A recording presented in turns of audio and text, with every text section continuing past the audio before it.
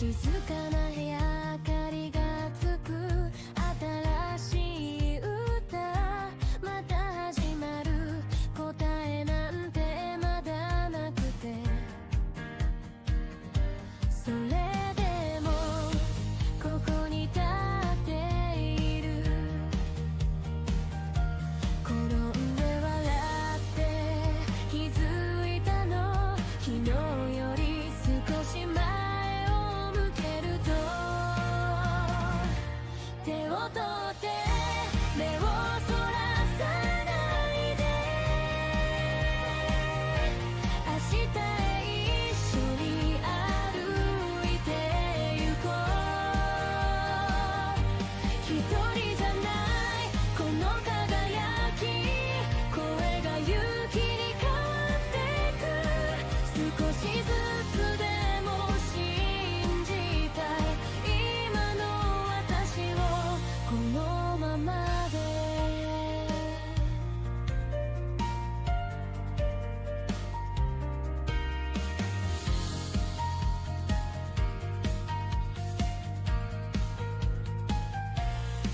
小さな夢が胸に咲く思ってたより強くなる不安に揺れても大丈夫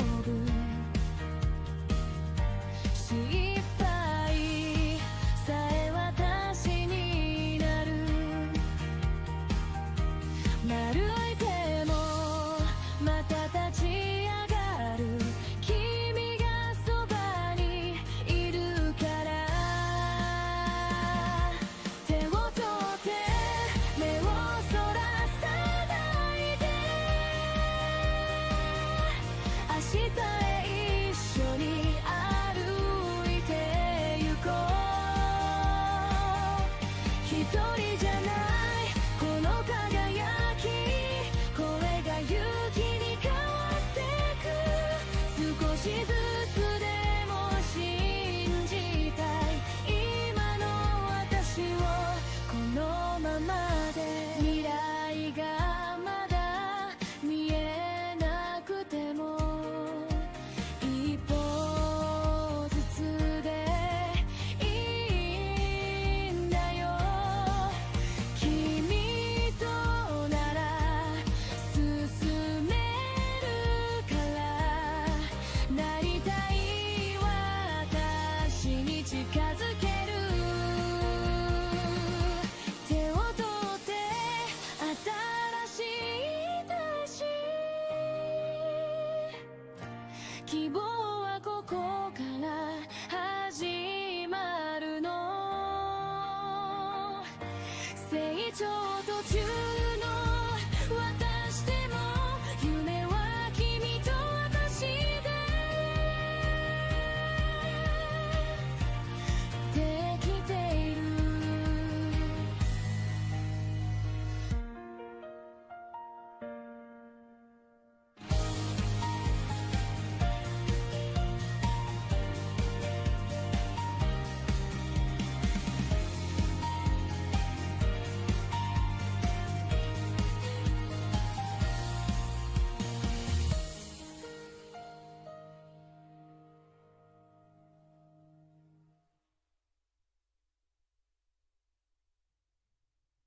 Hello everyone. Welcome back to our channel. Today, we have some exciting news to share. Hi.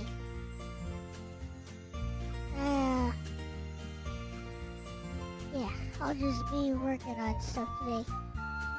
Sup, Nagato?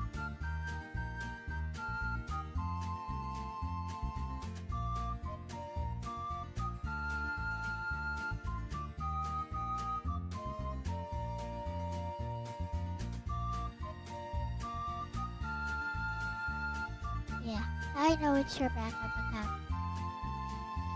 Yeah, I'll be working on some commissions today, so yeah, that's all.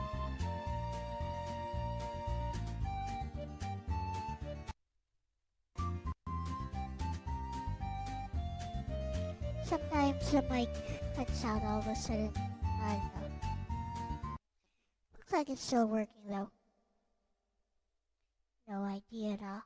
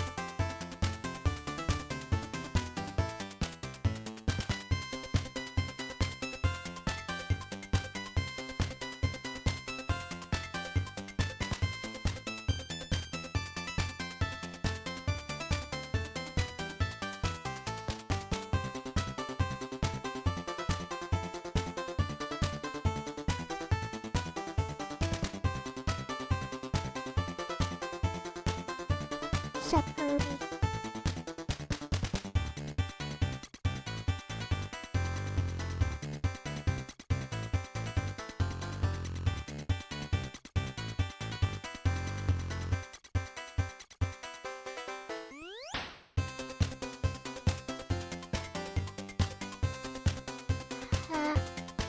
What's new?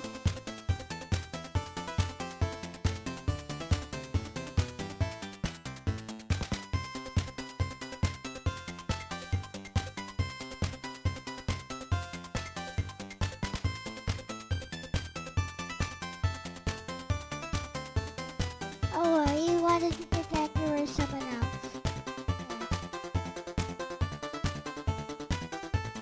Today's my father's death anniversary.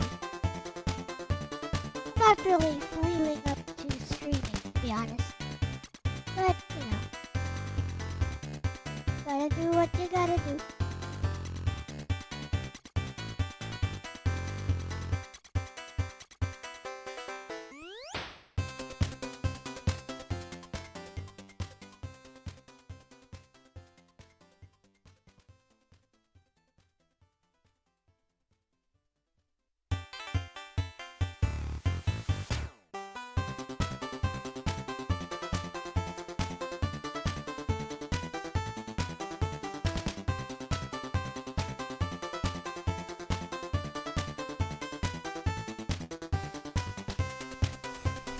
Oh, is it an April Fool's thing? I guess.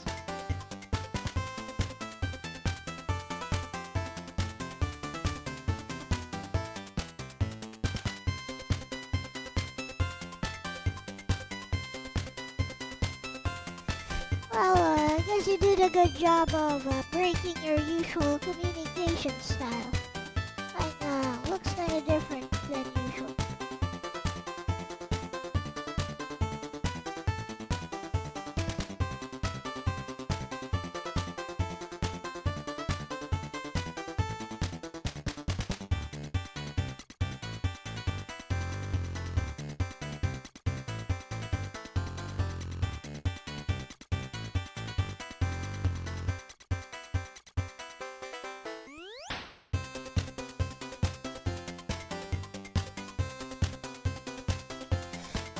If you wanna prank someone, you gotta do it on somebody who's not as sharp as I am,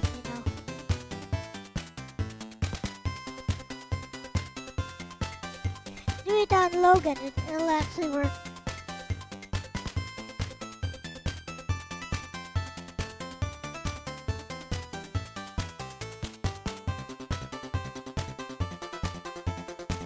Hey bestie, I have a message from chat.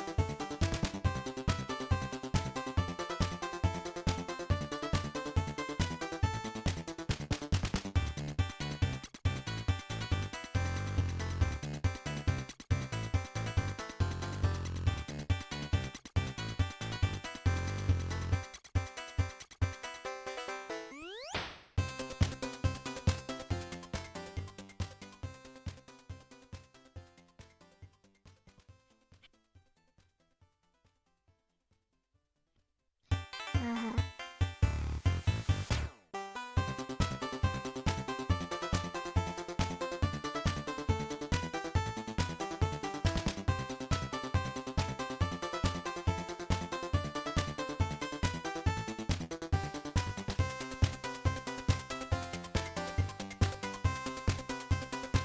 Two Famicom games tonight.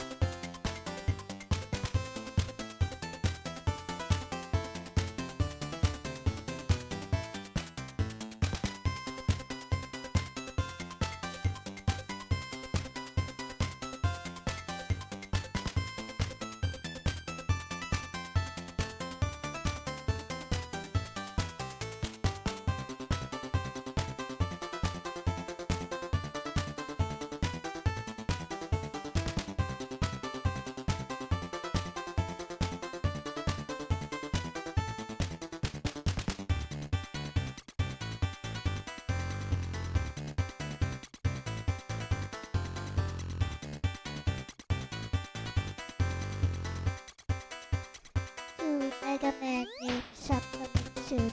I see. I don't even play Mega Man, so I don't really care.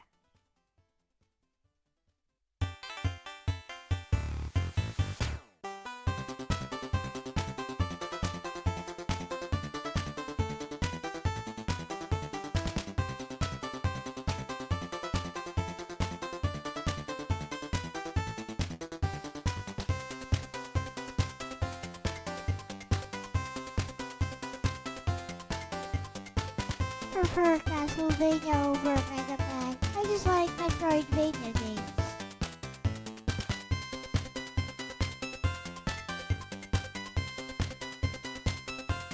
What about it? I mean, that kind of American humor doesn't work on me, so I don't know what to expect me to do if I ever try that. Like, that humor just doesn't work for me.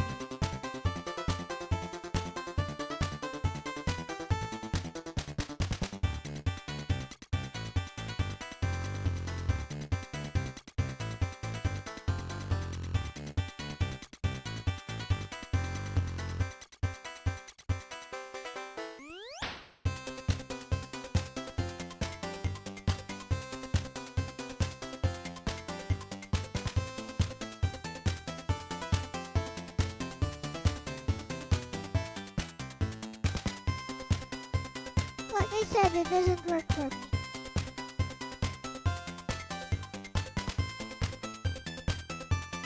I don't see it as basic or anything.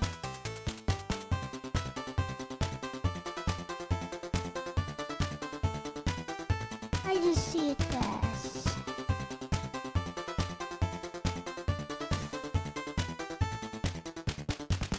for a lack of a better term, crude. I just find American humor crude.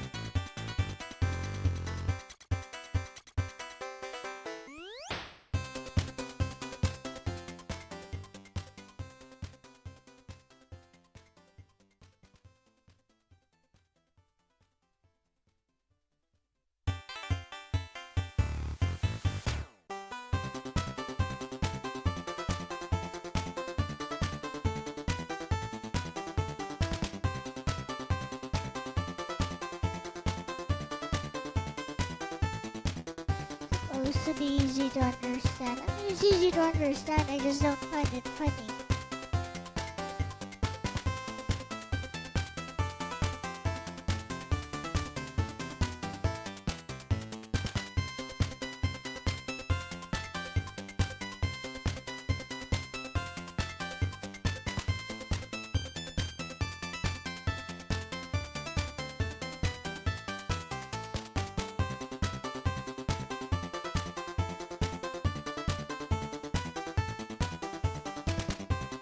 Don't get the Simpsons. Neither do I.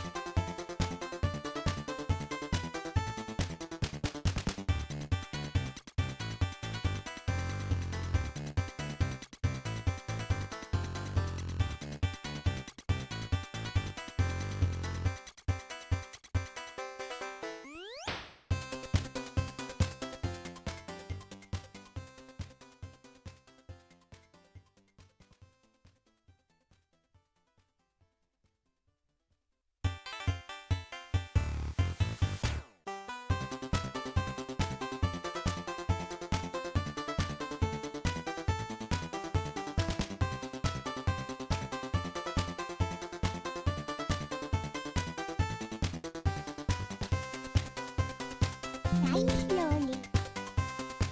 I see. Okay.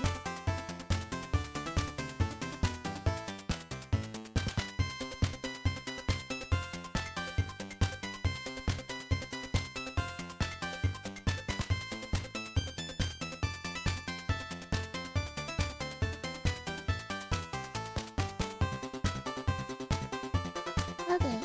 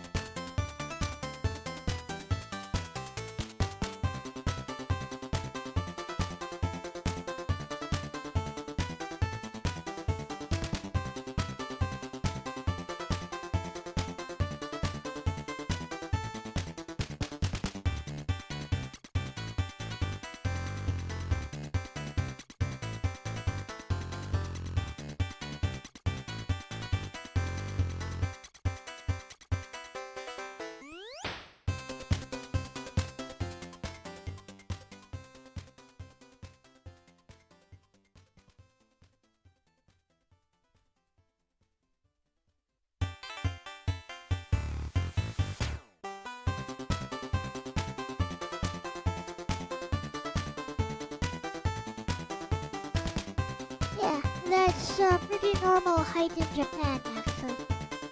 Over here in the Philippines, too, for females.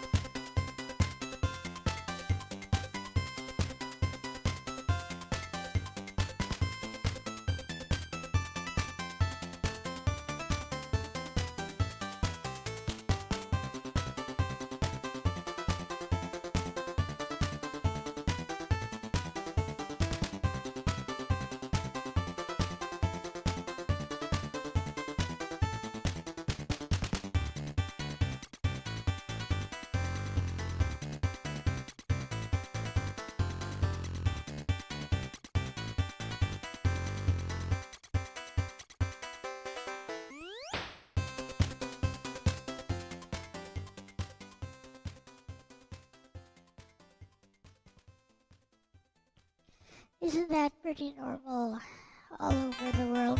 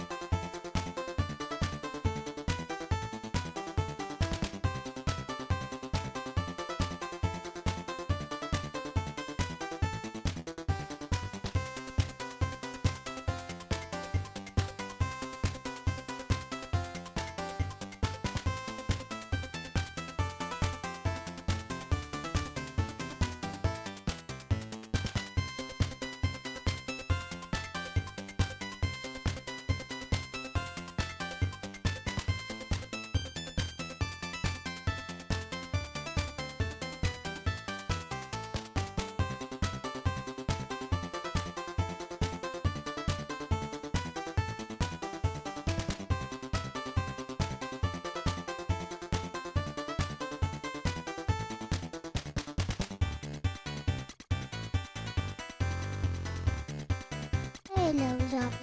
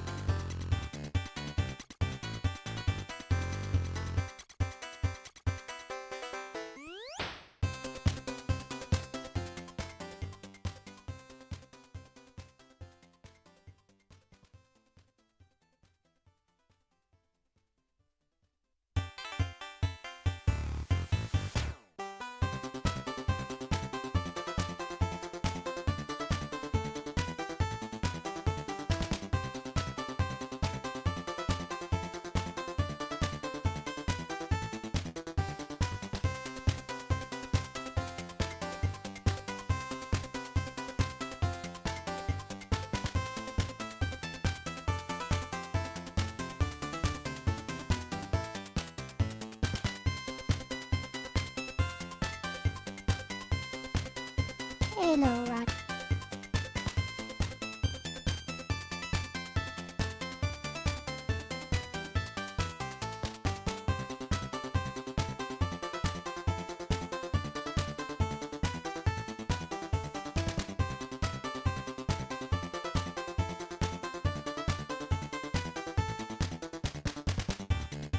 Song is vaguely familiar.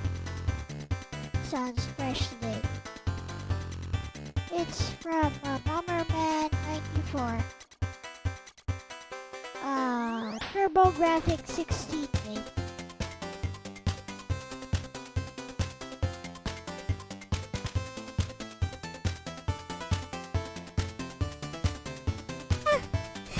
You'll not take the sign.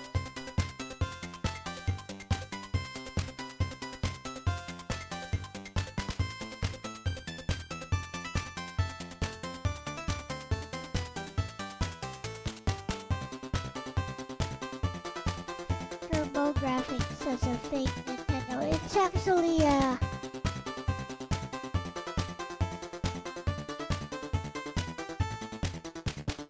actually a lot more powerful than Nintendo. It's more comparable to a Super Nintendo, I'd say.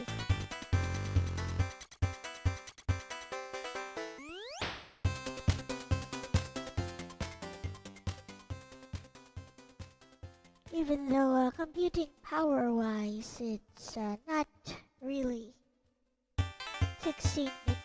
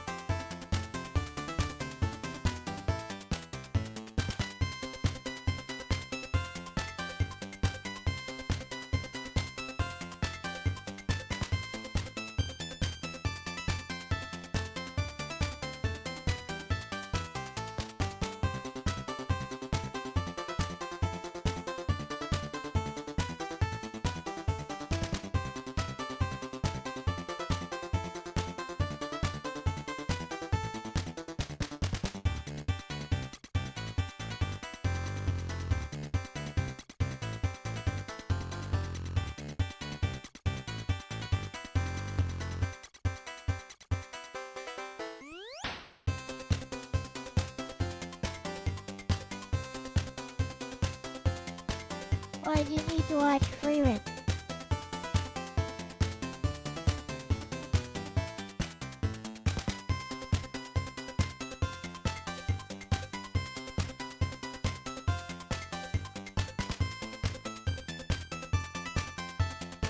honestly, I don't think it's the type of show you'd enjoy.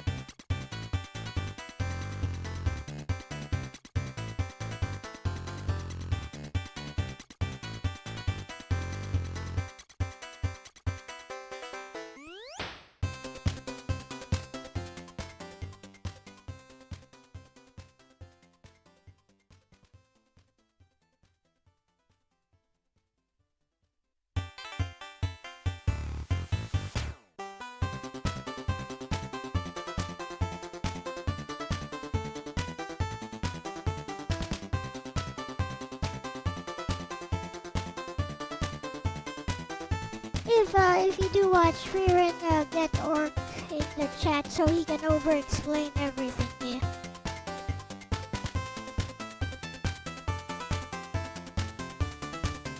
Get him to come into voice chat so he can over-explain everything.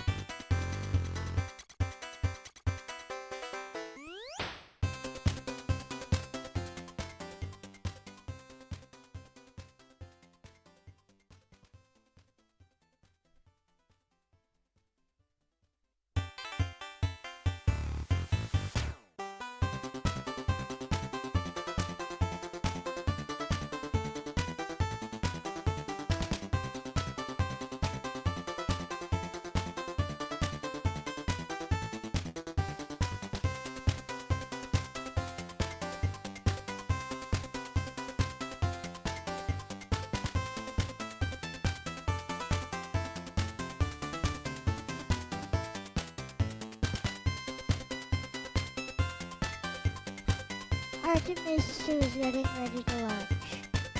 I don't even know what that is.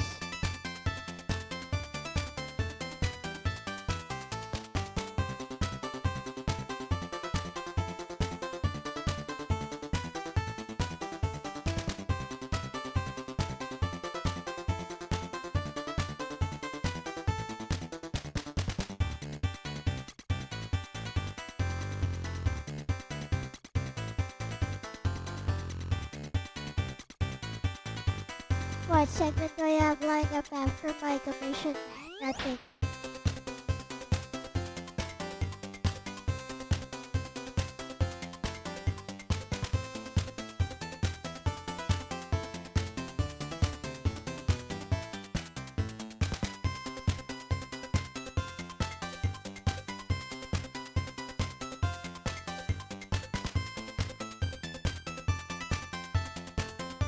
If you want.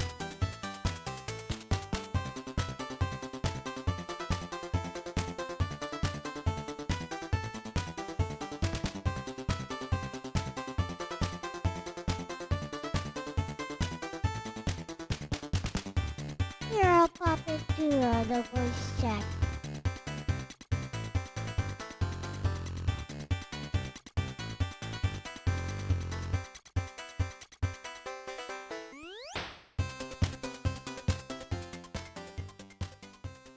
There.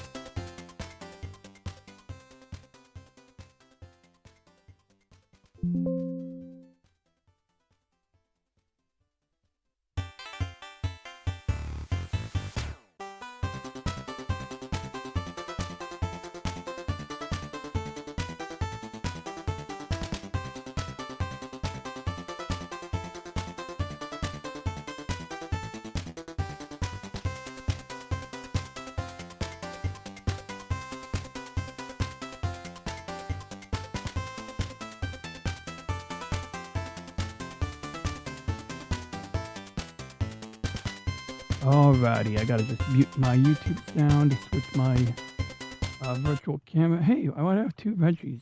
What up? Oh, and I don't have sound yet. Give me a second. I gotta switch my headphones. What up, Ronnie? Wait, is that my headphones? Oh, here they are. Okay, I should hear you now. Yep. Hello, Ronnie. Wonderful. So now, oh, I gotta hit the other button now. Where's the camera button? Yeah, so anyway, this is Artemis 2. It is based on a rocket design that was designed many years ago, and it's gone through a couple of restarts because when they first designed this rocket, they took heritage from the space shuttle program, which of course we can get a picture of the that's funny. I Google space shuttle launch and they show me a picture of Artemis. There it is. Okay, so this is the final space shuttle launch. We don't really need audio for this, although I can certainly get audio. But, so space shuttle, of course, you got that big-ass fuel tank. You got these flight suits they wear, which during the Challenger launch, they wore simpler flight suits. They only started wearing these flight suits after the Challenger disaster because these are the same suits they wear on the spy planes. The high altitude spy planes, they could bail out of the rocket during launch in theory, which that's another issue is you'll notice this rocket looks more like a traditional rocket. This rocket here, the space shuttle, is like a reusable space plane. And good morning, Elle. Where my manners? Hi. So they got basically the plan was after the Apollo program, they wanted a rocket that was cheaper that they can, like just use for whatever. But how do I phrase it? Let me get a. They launched Apollo 17 at night. Oh, I want to. You know what? We gotta get a Saturn V launch video real quick, just to give you guys a little history here, because the Saturn V is this big, slow, lumbering thing. That's Werner von Braun, former Yahtzee. Okay. So we got to go back here real quick, because that launch tower in the late 60s, early 70s was utilized to build the space shuttle's launch tower. So it's got the quick release, yada, yada, yada. And the crazy thing about Saturn V was when before it cleared the tower, it was moving mad slow. So they had a computer at the top that would sort of, coordinate the engines down there. The F1 engines, they're like the size of probably the room you're in twice over. So like 2 stories tall. Like the inside part of the engine is above inside the body of the rocket. What you'll notice over here that's kind of interesting is this black soot. There's actually a turbine engine right here in this ring area. It's attached over here, and it has to pump the fuel because it has the liquid oxygen and liquid hydrogen. It has to pump like 1,000 gallons of that shit every second. But the heat would melt this nozzle. So they actually have a turbine that has its own separate exhaust, just like the exhaust on a helicopter. And that exhaust is this black stuff on the side. And basically, it's only 1,000 degrees, while the fire here is like 4,000 degrees. So this would melt the nozzle. So they actually used the 1,000-degree exhaust to cool this down, or to protect the lining of that thing. But anyway, let's just let it finish launching, and then we'll skip back to the current rocket. But this is the last rocket that would have brought men to the moon. And then after that, we stopped, and people would say things like, oh, how could we lose the technology? And it's like, we didn't lose technology. We literally just stopped funding the facilities that built all of this. And this rocket being designed with 60s technology was just inefficient to build a new rocket based on this. But this is actually how fast it would launch. This is real-time speed of how it would launch. Like, so it would actually move this slow when getting off the ground.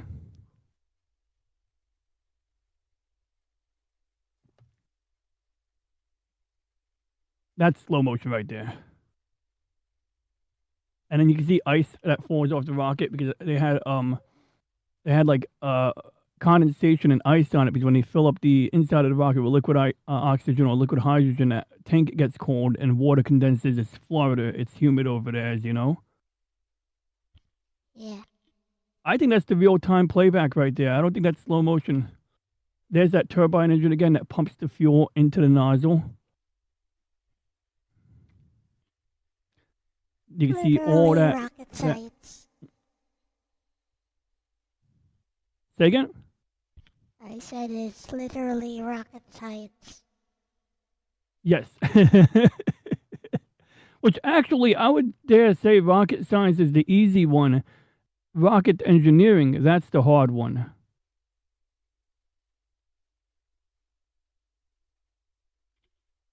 So then, we got like, let's see, F1 engine static test, static firing. So when they test these rocket engines, they put them inside a mount, and they just kind of, film it. And if it blows itself up, they take notes. They go, okay, why did the engine blow itself up?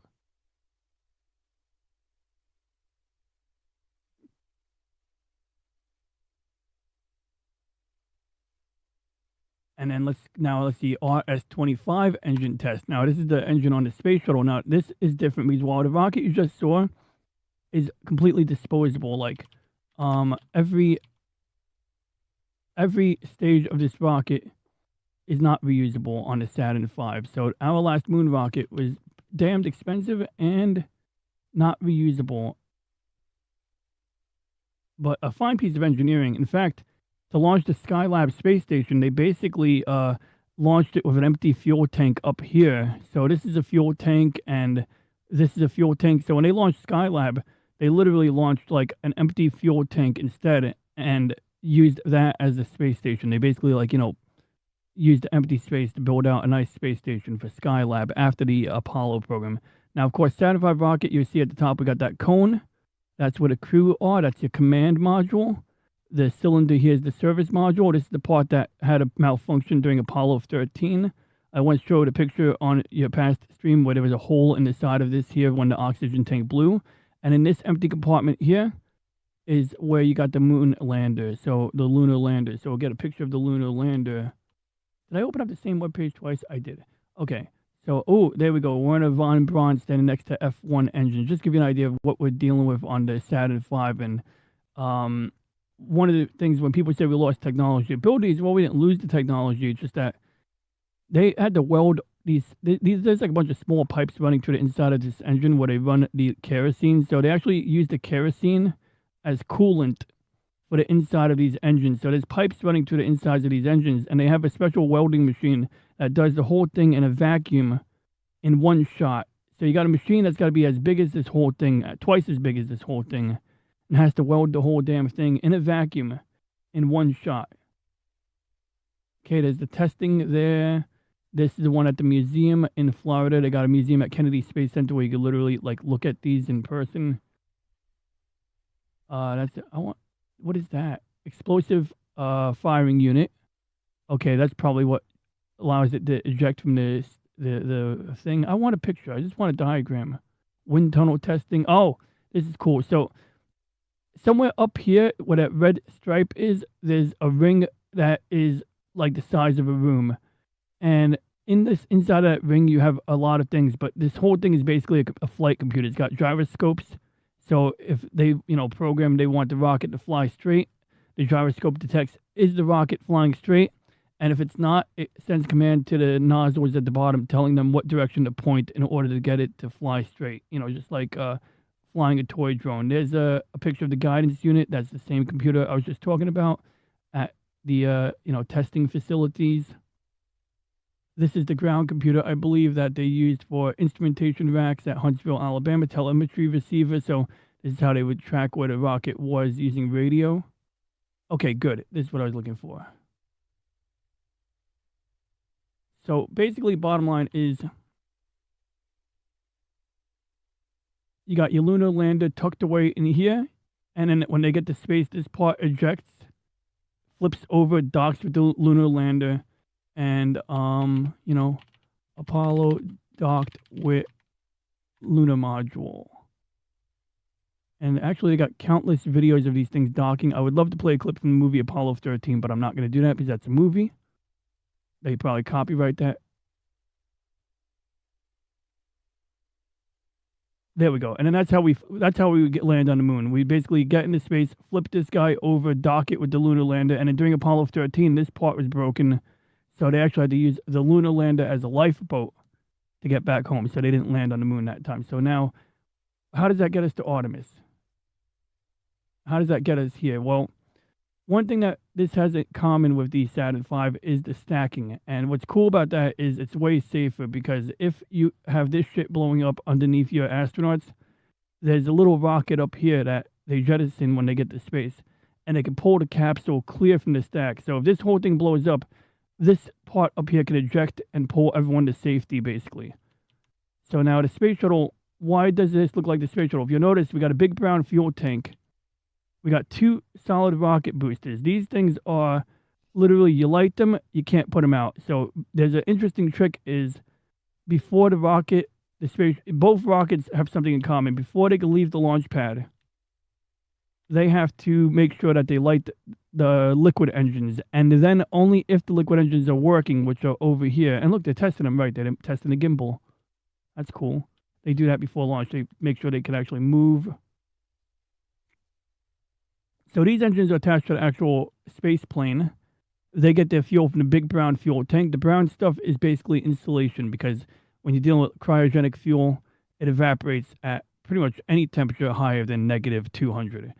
And that's why you're seeing them vent it constantly, as they basically have to constantly vent this stuff. Also, they're venting it because they cycle it through these nozzles. They actually have pipes here. They're using the liquid oxygen to cool the exhaust nozzle down so that when they do light it off, these things don't melt. So they're using their own fuel to cool down the nozzle, and then they're cycling. Usually they loop it back into the top, and then it's sort of preheated. That's a whole other topic. There's the beanie hood, so they're about 5 minutes away from launching. This is exactly how Artemis is going to launch. They're going to have a vent hood at the top that tops off the fuel and captures anything that they're venting. And you can even see some ice on it. Oh, that's just white insulation. That's not ice.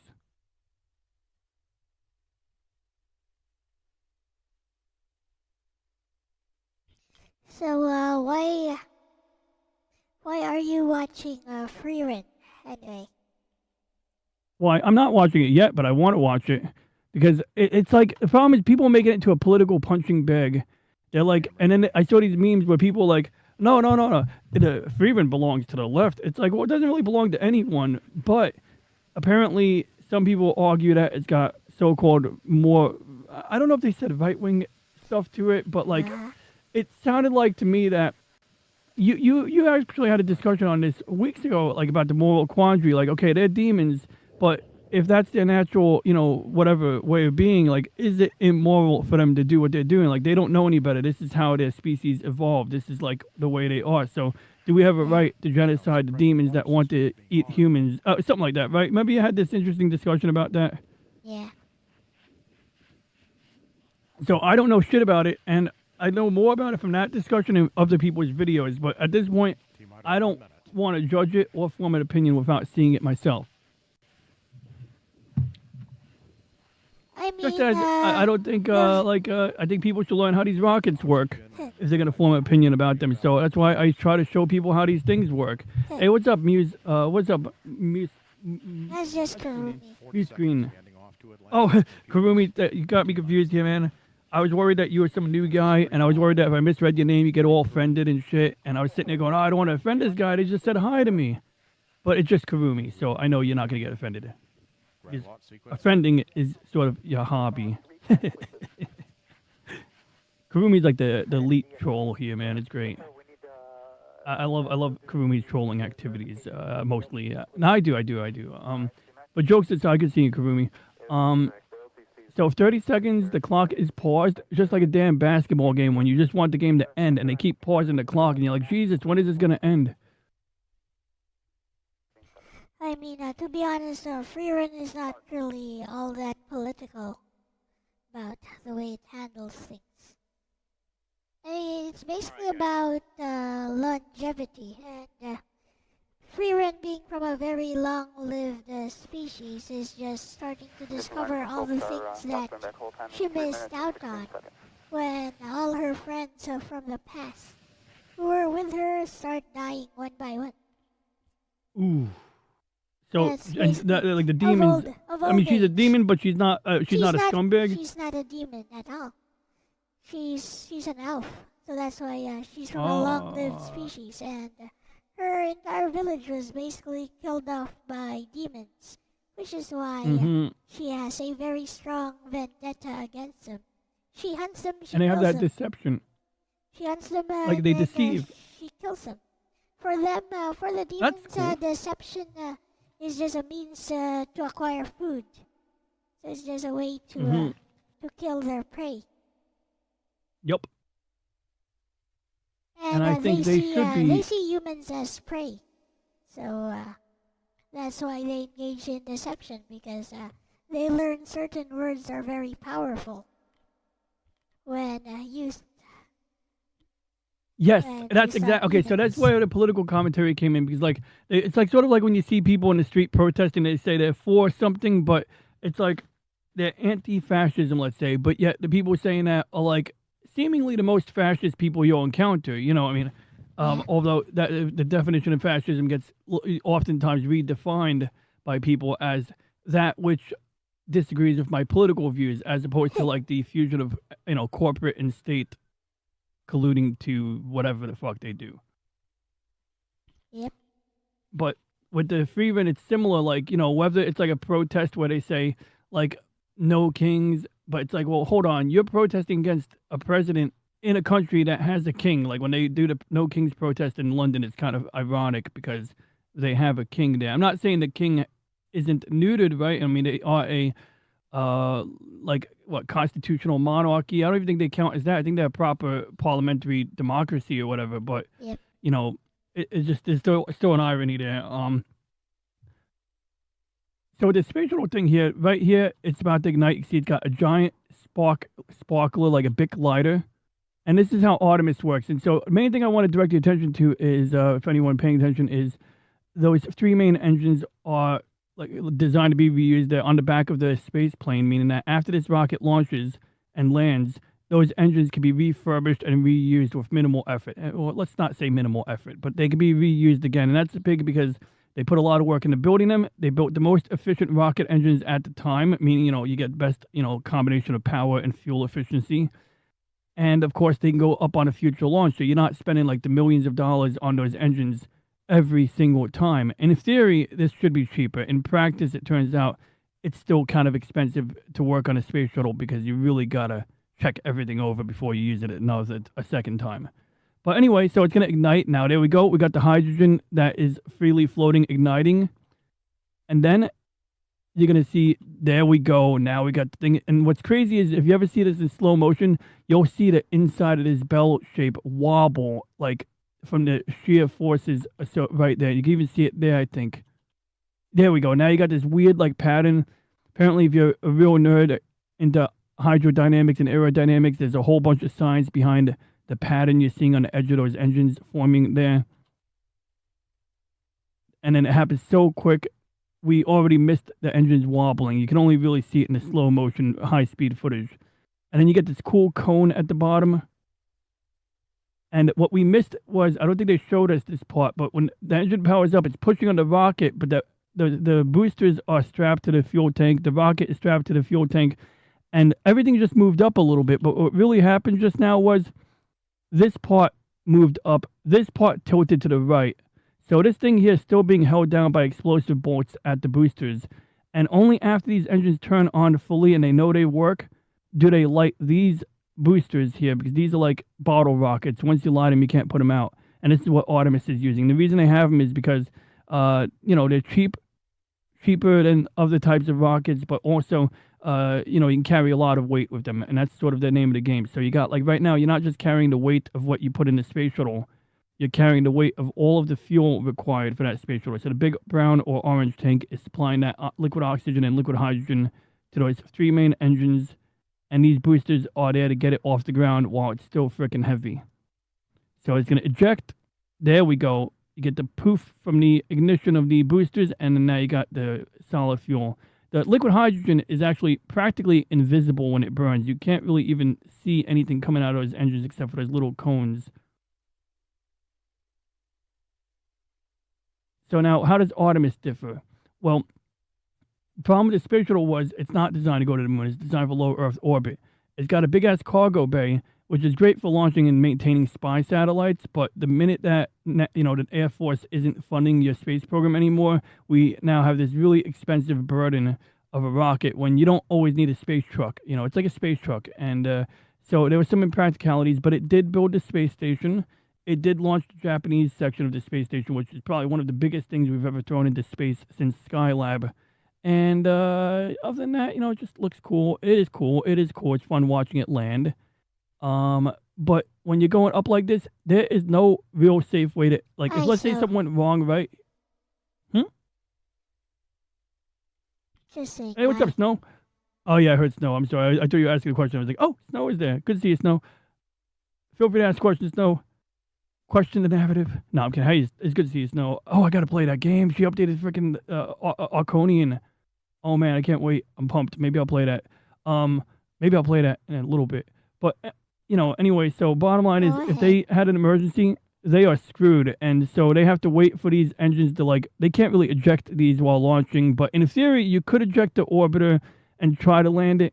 That's a whole other thing. They did do something called an abort to orbit once where one of the engines went out and they didn't have enough power to go to their full orbit, but they had enough power to get to a lower orbit. But if they lost the second engine, they would have ended up flying basically halfway to Africa. Then they would have had to turn around and use the remaining engines and the remaining fuel to get rid of the remaining fuel to fly back to Florida with the rocket without the boosters.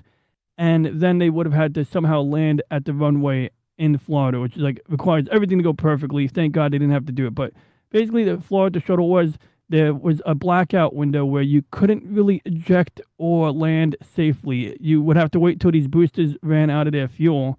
And knowing what happened during the Space Shuttle Challenger, it was these boosters that literally like had a problem that caused the whole thing to blow up. So, you know, if the problem is the boosters, you're no good. Now, luckily that never happened again because it should have never happened when it did happen, but that's another topic.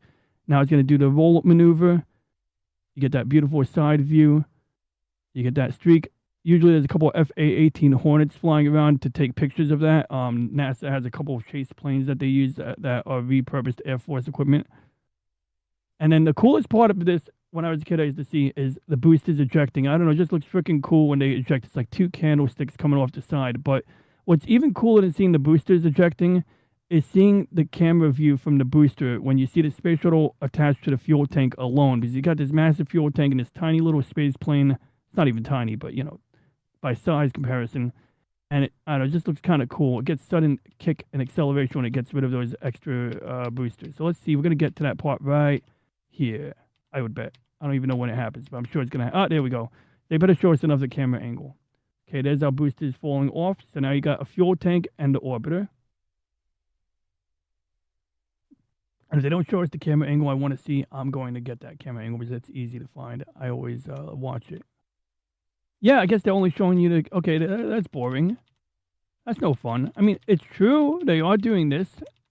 So Artemis has the same flight profile, except the crew and their vehicle and their equipment are all at the top of the stack, which makes it a little more primitive looking like the Apollo rocket, but vastly safer than the space plane concept. So the booster camera, this will show us the coolest angle in my opinion. I don't know. I'm obsessed with this camera angle. Oh, they got the ground launch too. So they got water spraying in there. Oh, you see the damn thing? That's actually cool. So they got the water deluge system so it doesn't vibrate. Because the vibrations, first space shuttle launch, it nearly broke the bottom of the shuttle. Like they actually had a damaged flap down here that could have caused them to crash. And if they knew that it was damaged before landing, they probably would have used the ejection seats that they had, which they got rid of the ejection seats after the second space shuttle launch. But when this pushes, it tilts. There we go. You see the whole thing leaning over. Then it ejects. There we go. Because there are times where an engine doesn't light up, or if the computer detects that there's a problem with the engine, it will shut off the engines like automatically. So they have to make sure that before they light the big candle, they know damn well that those engines are working. And by the time they're clearing the launch tower, they're going 100 miles an hour. You can see like right there, the tail of the shuttle just cleared the launch tower, 101 miles per hour. Now, I noticed something. Some ice was falling off here. And this is actually how Space Shuttle Columbia crashed, because there was actually foam insulation up here that slammed into one side of the wing. And this is made out of a stuff that's like graphite. It's called reinforced carbon composite. And it's really just like solid graphite. It resembles a ceramic with a carbon fiber kind of embedded inside of it. And it's brittle. Yeah, so when that shit got a hole in it... I've actually handled graphite before. On a tennis racket. Oh, okay. A graphite tennis racket? You didn't know? Like, is it like... So it's not carbon fiber? It's actually a graphite? Yeah. There's actually graphite tennis rackets. Like my first junior racket was made of graphite. So eventually I got too strong and I broke it in half. What's up, Gerardo? I gotta look. Hey, Gerardo. Yeah, no. I got no too what? strong. Got too strong eventually and I broke it in half. Oh, no to breaking the tennis racket or no to the rocket? Good see either way, Gerardo.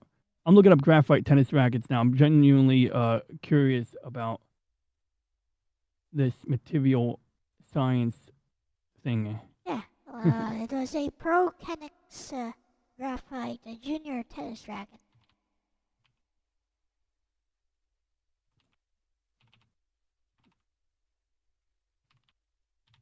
Oh, I misspelled the word tennis racket. Apparently it's got a Q in it. You can spell R-A-C-K-E-T. It all depends on. I know. It depends if you're French. We are the French. We will spell it with the Q at the end of the word. Is this guy selling a broken tennis racket for $70? So I guess this is such a good tennis racket that even broken, it's worth $70. Like that ass, he's really selling a $70 tennis racket. But no, I want to see this part here in the image. So I see some material here on the edges that's holding it together. It looks like almost like a rubber or silicone, but then I see some threads. That's actually not rubber, by the way. It's just paint. It's the same material all throughout. Ah, okay. So it's a thick lacquer or paint. Okay. Yeah. It's the same material all throughout. That looks like, is that graphite? Probably not, because it doesn't like, say graphite. Yeah. I thought it was. Look up a Pro Kenix graphite racket. What is wrong with these tennis rackets? I have a slight crack in my frame. Oh, good. That looks like it's almost metallic. I don't think that's graphite. Just look up graphite. I mean, it looks. Here we are. Like broken cement. Basically, once it's broken, it looks like cement that's broken. It gets all crumbly and stuff. Yeah. That's how I picture broken cement, kind of crumbly, you know. Let's see here. We're gonna put quotation marks in here so Google knows I only want to see graphite. But yeah, I got the right idea. It looks like we got the general idea of graphite here. For now. So basically, yeah, that's what happened to Columbia. So anyway, it also doesn't then bend, it just breaks. That's yeah, it doesn't give, it doesn't flex much. Yeah, that's the thing. Like, I mean, carbon can give a little bit, but it's like once you get to the point where you exceed its strength, it tends to just go. Yep. So anyway, the booster camera is what I care about. So we're going to fast forward to that part of the launch because you can see, okay, that's one angle from the booster right there. You got the tiles. They're all serial numbered, by the way.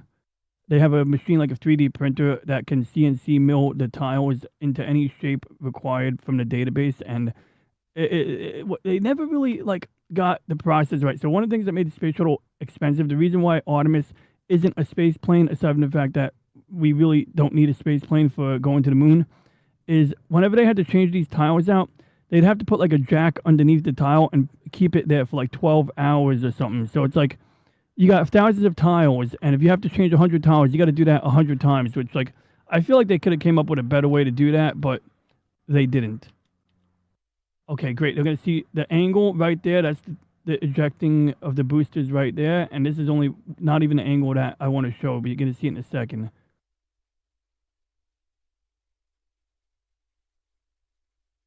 But yo, Gerardo, that no in the chat is just sitting out there, man. I want to know, what do we say no to, man? I'm genuinely curious.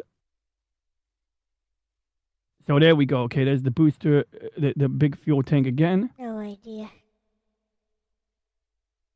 I think it's no to something about Freerin, or no to something about the space program, or no to something about the Columbia disaster. Oh, maybe that's what it was. I think I mixed up Columbia and Challenger. I always do that. There we go. This is the freaking angle right here. I love this angle. So you got the orbiter attached to the big ass fuel tank. You can even see it. That's the liquid oxygen pipe right there. That's how much liquid oxygen has to like be pumped through. Like that's how big of a pipe you need to pump all that fuel into the engines. And the pipe ultimately pushes it all into the orbiter because those 3 engines on the orbiter don't work once this tank is ejected, interestingly enough. But they remain there like dead weight while it's in orbit for the duration of the mission because they deemed that's the best way to bring those engines back so that they could be used again. So I always love this angle. And you can see like it's got some scorching there. You got like the white hot liquid hydrogen oxygen mixture burning there. You got the body flap, which is what helps them to maneuver when they're landing. And this was broken when they landed during the first space shuttle mission. And like I said, if they knew it, they would have ejected. They didn't know until after they landed how bad it was. And that's why they put a water deluge system underneath the rocket so that it could absorb the vibration of all of that explosion that would otherwise shake everything apart. And then it goes on its merry way and uses the remainder of that fuel to get into an orbit that allows it to do orbiting things. At this point in the launch, they have abort options where they can fly back to Florida on that fuel tank and then land the shuttle. Although they've never done it, outside of a simulator, and nobody ever wants to be the guy that tried that out. They also have runways in Africa and Europe, so that if the shuttle had to land in an emergency, they can do that. They can like land it, like if they have an aborted launch, and at this point in the launch, if let's say they had 2 engines go out, if they had 1 engine go out, they could land in Europe or Africa. If they have 2 engines go out, they could land in the ocean. Not land, they can crash land into the ocean, and the crew would have to bail out before the thing crashed. And that's the thing, like with the space shuttle, you're either too high and too fast to bail out. So you gotta like do it when you're, at the right altitude. So that's what happened during Columbia. They were landing and they were hoping that they could do that, and they never got to a low enough altitude. Those are the boosters. They have their own parachutes because we retrieve them from the ocean. So the only thing we don't reuse is the big orange tank, the biggest part of the rocket. The boosters get reused. And on the new Artemis rocket, they're not reusing the boosters because it turned out refurbishing boosters is expensive. So there's Artemis now. How does it differ from the shuttle? Well, it's got the same, design in the core stage. You got the big fuel tank. Up here is your liquid oxygen. Down here is your liquid hydrogen. Liquid hydrogen doesn't compress as much, so that's why it's got so much volume to it.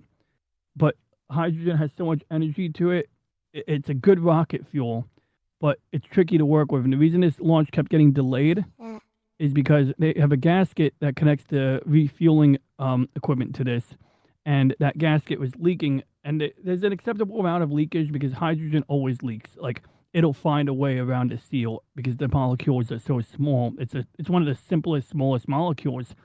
And in order to fit more fuel in the tank, the colder you bring it down in temperature, the more it liquefies, the smaller the liquid gets, and the more you can fit in that tank. So it's key that that's why before launch, that's why right now in this video here, you see venting, because as the outside temperature heats up the fuel, it would rupture the tank if they didn't let it vent. So they let the gas vent, and then they just add more fuel to it. So they have those things that are hooked up to the side up until the launch time. They just make sure that they keep topping off the fuel tank. Now, right now, it looks like they're not doing a launch yet. They're just doing what they call a wet rehearsal. They're making sure that the tank can hold fuel. And the crew is probably in there. Yeah, the crew is in there right now just practicing. I'm assuming they're practicing. Oh, no, they launched in 5 hours. So I think it takes hours to fill up the tank. Hello, and Elijah. the ground tank, I looked into this. The ground tank is a big spherical tank. And when they fuel it, they have to have like 100 trucks come. 100 tanker trucks have to show up and like just slowly fill the damn ground tank up. And only after they fill up the ground tank, they got basically 3 shots at this. So if let's say they're about to launch and they realize, oh, we have a problem. Oh, there's a storm. Whatever it is, they can abort.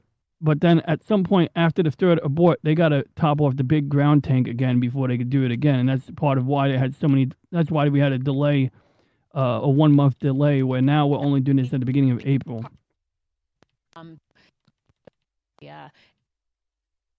State getting into that. Oh, good. It's a great diagram. Deploy them to the pad, and they'll start getting ready for the flight crew. And then, of course, shortly after that is the exciting milestone of seeing the crew walk.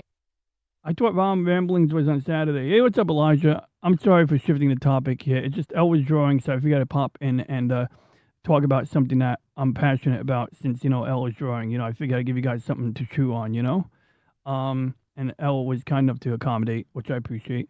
So, yeah, basically, there's our liquid oxygen, our liquid hydrogen. This one has 4 RS-25 engines, so same engines as the space shuttle, except these are not getting reused, which is kind of a waste. And this shows where, like, SpaceX is making strides where they have the rockets that can land on their own, but they're encountering some challenges. They're getting through the challenges, but, a Starship rocket is just like an engineering monster. Most beautiful flight plan I've ever seen. Vehicles pitching downrange. So that's actually like different philosophy. Each separation. So they have the upper half Vehicles pitching downrange. and the bottom half. The bottom half has to land so they could use it again. And it can't land because it doesn't have landing legs. So instead of landing, it's gonna do this. And the SpaceX fans are a bit like Apple users. They freaking like cheer at every dumb thing, but this is worth cheering for, in my opinion. And that thing is just a freaking like 14-story building or however tall it is. Hey Google, how many stories tall is the Falcon Super Heavy booster? Okay, good job, Google. Oh, ask Reggie.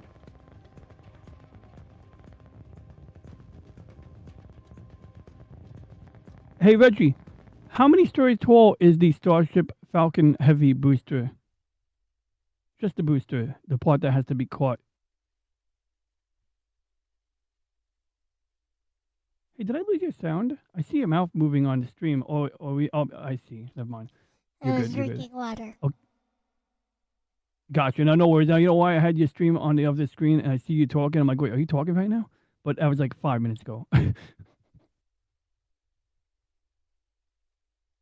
Okay, let's see what Reggie says about this here. We'll get Reggie in on the action here. So, yeah, so basically, Elijah, we're talking about the new Artemis rocket, but you know how I go on tangents. So I went into the history of what came before the Artemis rocket, where its design philosophy comes from. In particular, it is definitely a space shuttle-derived launch vehicle, but it has a bit in common with Apollo because the stuff that would land on the moon would typically be up here. Right now, they don't have a lunar lander. This mission is going to be orbiting the moon, which is going to be the furthest we've been from Earth ever, because apparently for whatever reason, like I know during Apollo 8, that was the last time we went the furthest. Either, I think Apollo 8 and Apollo 13, because Apollo 13 wasn't planned. They didn't plan on orbiting the back of the moon with the whole vehicle, but they kind of had to because, well, they always have a guy stay in orbit of the moon for Apollo, so they have two guys land on the moon, and one guy stays in this other vehicle and orbits the moon. And then when they leave the moon, they dock. The guy from the orbit docks with the lunar lander. They transfer from the lunar lander back into the command module, and then they jettison the lunar lander and they fly back to Earth.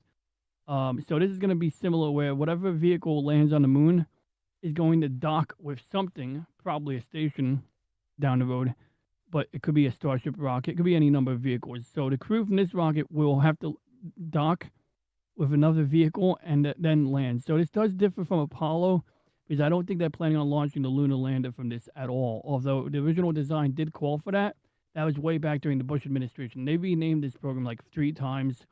And part of it was really just the jobs program. Like the biggest controversy about this is that it was an excuse to use the existing facilities for the space shuttle program and use the existing workforce. And the Space Shuttle 2 was designed to spread as many jobs as possible across as many congressional districts as possible. So it wasn't the most efficient rocket. It was the rocket, especially this one in particular, isn't the most efficient rocket.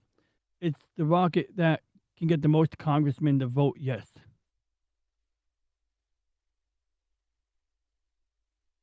So the booster catch. This is the coolest freaking thing. Let's let it land. And you can see it's only got 3 engines burning in the middle. Well, it's got a few more things burning there, but that's more like excess hydrogen just kind of burning.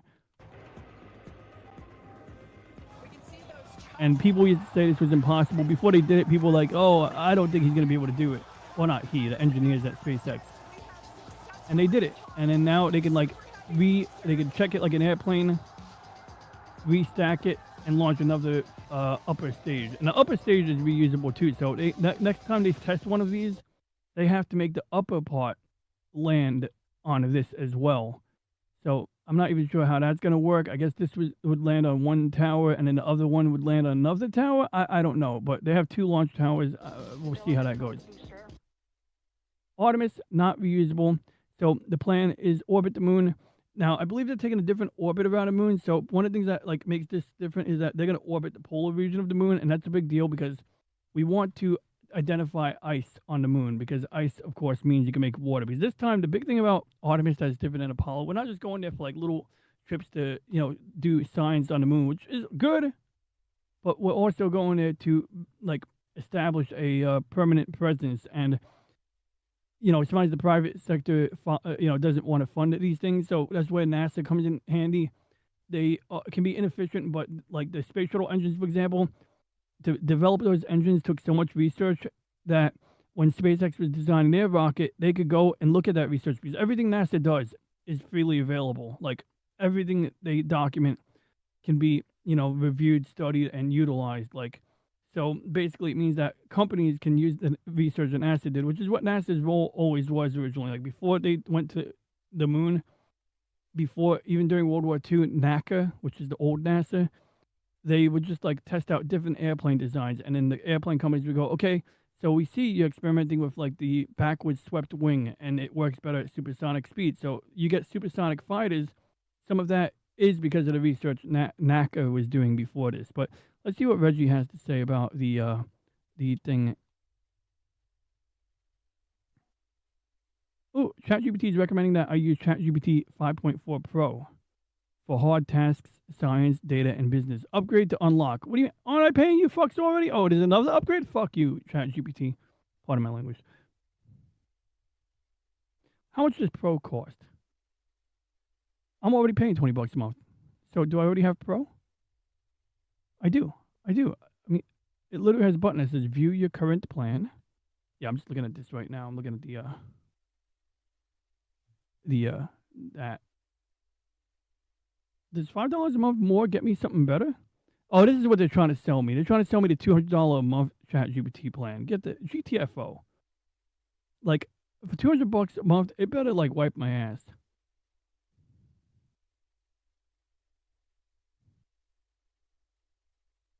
Reggie?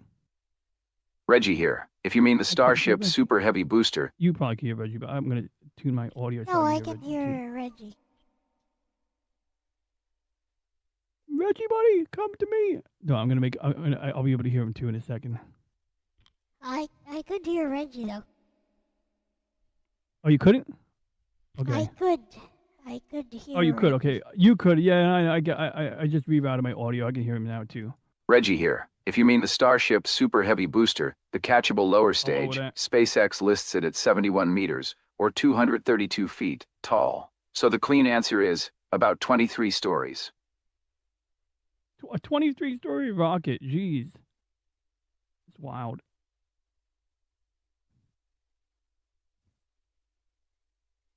So, Reggie, what are some salient facts? I'm sharing with LCX's audience right now a little detail about the today's Artemis mission. I believe that Artemis 2, I'm aware of what Artemis 2 is. It's based on shuttle-derived technologies. I discussed how, it's sort of a pork project to get as many jobs across as many congressional districts as possible. But that aside, my question is about the flight profile today. I want to know, is this flying in a different orbit? Particularly, is this going to traverse over the polar regions of the moon in order to allow us to identify, or map the polar regions where we can potentially harvest ice to support long-term lunar settlement, in support of the ISRO in system resource. What is it? ISRO. You know what I'm talking about? ISRU, is it? I think it's ISRU. Something in situ resource utilization. That's the term I'm looking for. But tell us something that maybe I didn't cover about the rocket yet. I didn't tell the audience yet that the boosters on it are slightly taller than the ones on the space shuttle.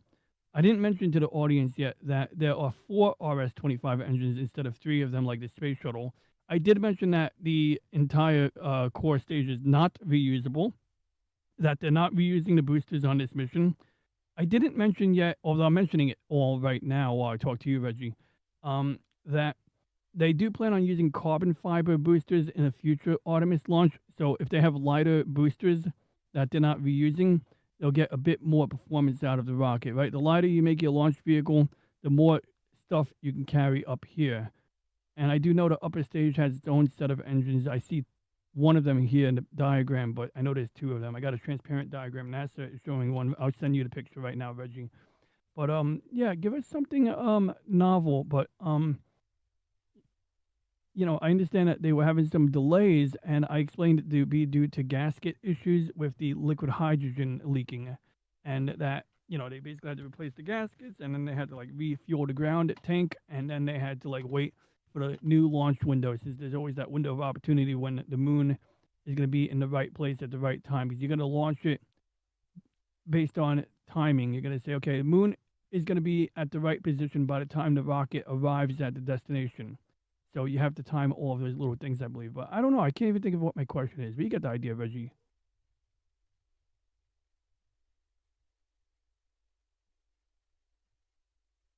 Let me give Reggie a screenshot.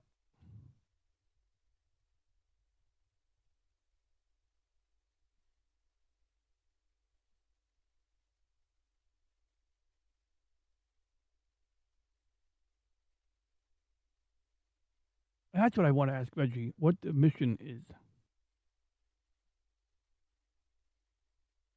We'll let Reggie give us preliminary details. I can ask him about the mission. Out of the certainly for our team, it'll There be we go. exciting. They're venting for liquid hydrogen up here, so you can see the hookups here. It's getting electricity from the ground equipment, although it's got its own, power generating ability, of course. country, and it'll be exciting for people all over the world who are watching. This is the same launch tower they used for the space shuttle program and the same launch tower they used for Apollo. They repainted it. It used to be red.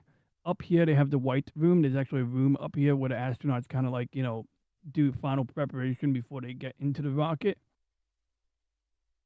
Our crew head to the pad, knowing that we are just about 5 hours or so from launch. Oh, that lady's got a Florida accent if I've ever heard said one. it any better. This is very exciting for the entire world. We cannot wait for that moment when we see our astronauts depart their crew quarters and head to the pad.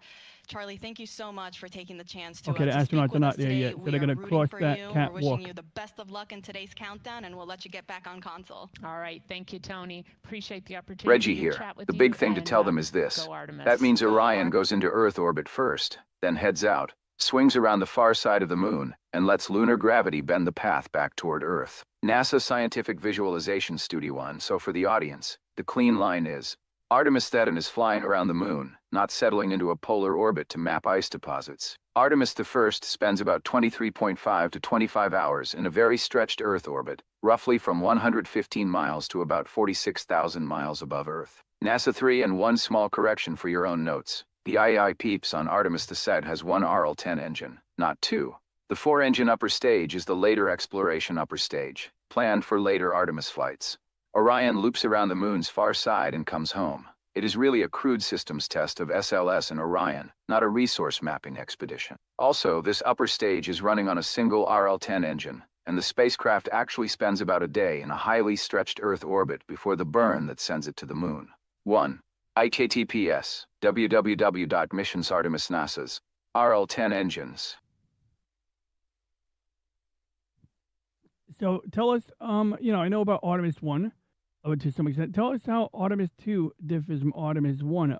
What are they doing aside from testing life support, which sounds important. Actually, it's interesting you mention that, Reggie, because I do have a question. I was learning that, during Artemis 1, they were measuring the radiation environment between Earth and the moon because, like fresh data. And it occurred to me, when we launched deep space probes, like, say, the Europa Clipper mission, for example, or even Galileo, which is much older, and Voyager, it occurred to me that wouldn't it make sense to send your deep space probes for like a local flight plan when possible? Like if you time it right, you could have it do a figure 8 trajectory towards the moon perhaps.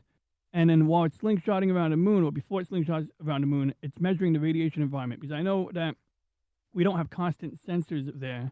We do know about the Van Allen radiation belts. We know how to, fly through them at the part where it's narrower. We know how much time the astronauts' bodies can spend in that environment, safely. I also recall that during Apollo, if Apollo 11 occurred like a week later, it might have coincided with a solar flare, and so it seemed that they were kind of winging it back then. And I know that's a concern today, and we have a lot better, more capabilities when it comes to space weather forecasting. Including the new GOES satellites that I use for weather observation. They take pictures of the sun, and that information is what you would utilize. And this is a GOES satellite view. This stays in an equatorial orbit, stays over the equator, and gets us live images of the Earth from that position. You can even see the the Terminator line with it nighttime. It looks like sunrise is approaching your part of the world, L. Uh-huh. So yeah, this thing just kind of stays in orbit of the equator, and it's got cameras looking at the sun as well as the Earth, so that they can So I'm pretty sure they're using that information to ensure that these guys are safe. So let's see, NASA SDO Solar Dynamics Observatory. Let's get the real time. I'm sure we got real pictures of that. Oh, NASA Live has a stream.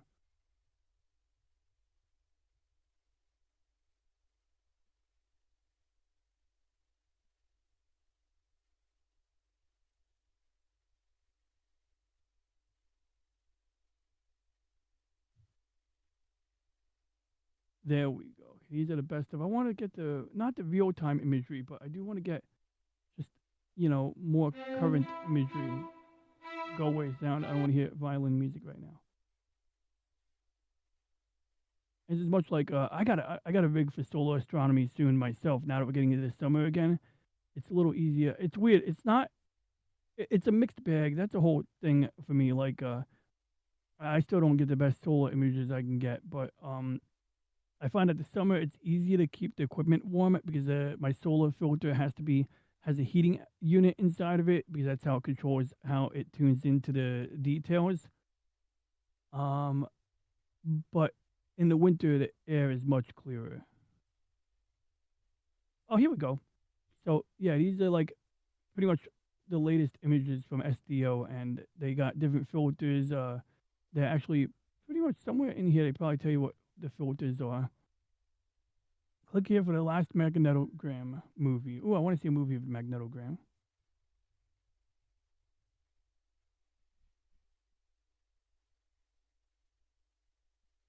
But yeah, we got details on the sun now, so we know if we see a sunspot, we know a solar flare is coming.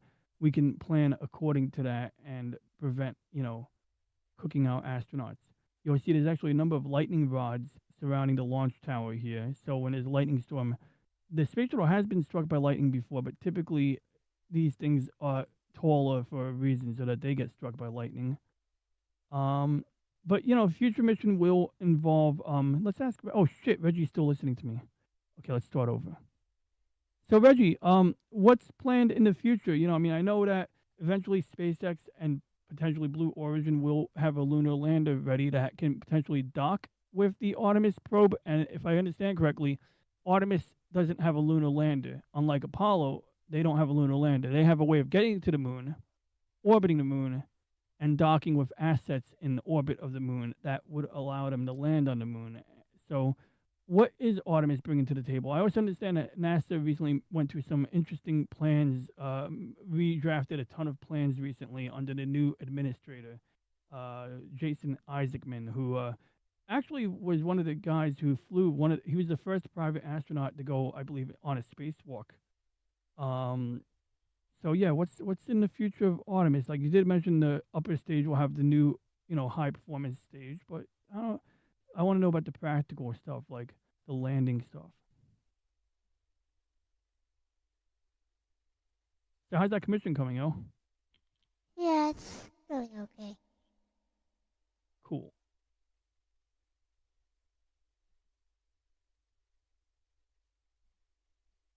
Oh, that reminds me. Did I see a good AI video recently? Oh my god, I did see a weird video yesterday.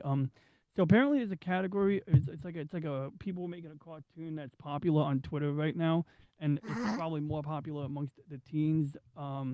It's like a dating show, but it's about fruit. I forget, it's like called something romance fruit or some weird shit like that.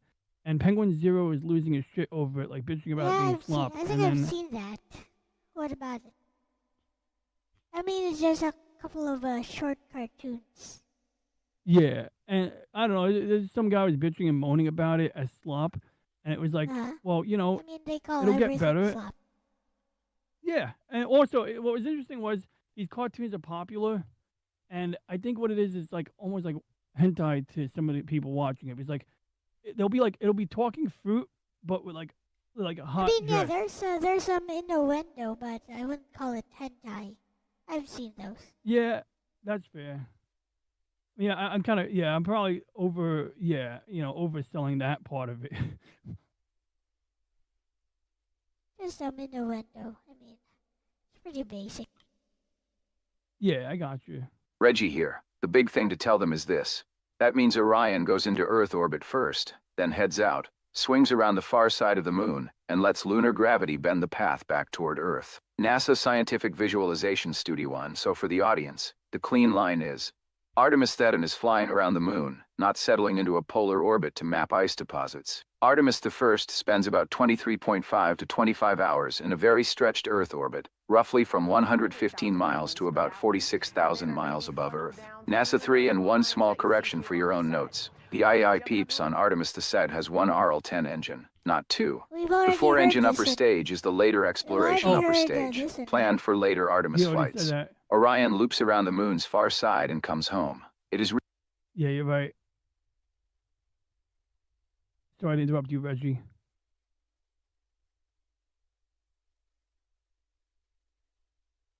A big touch screen.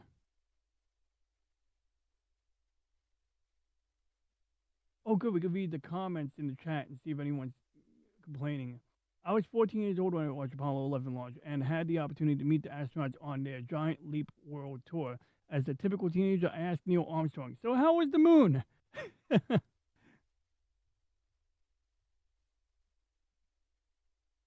Oh, that's cool. That's the RS-25 engine right there. That's the engine that they would have fitted on the space shuttle back in the day, and this is what we have instead of 3, they're using 4 of those.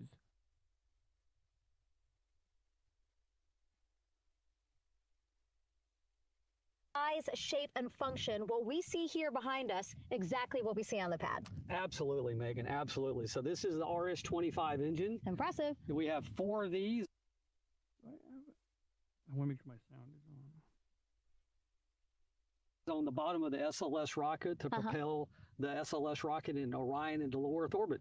And we've been seeing views of the pad throughout this broadcast, but you mostly only see the bell here. What's happening over here? Right, so this is generally what we call the power head section of the end engine. of line. So 1. purpose here- HTTPs, www.nasa.gov Artemis Partners, UtmanSourceChatGP.com, Artemis Partners 2, HTTPs, www.NishamGateway, UtmanSourceChatGP.com, Gateway 3, HTTPs, www.nasa.gov NASA Leadership.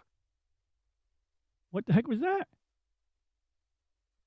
I've been having some weird problems with my speech model lately where, like, it's very selective on reading the wrong part. Yeah? Is that it takes in the propellants from the vehicle tanks, the liquid oxygen minus 297 degrees, super cold. And that's a pump right over there that's pumping the fuel. Stuff.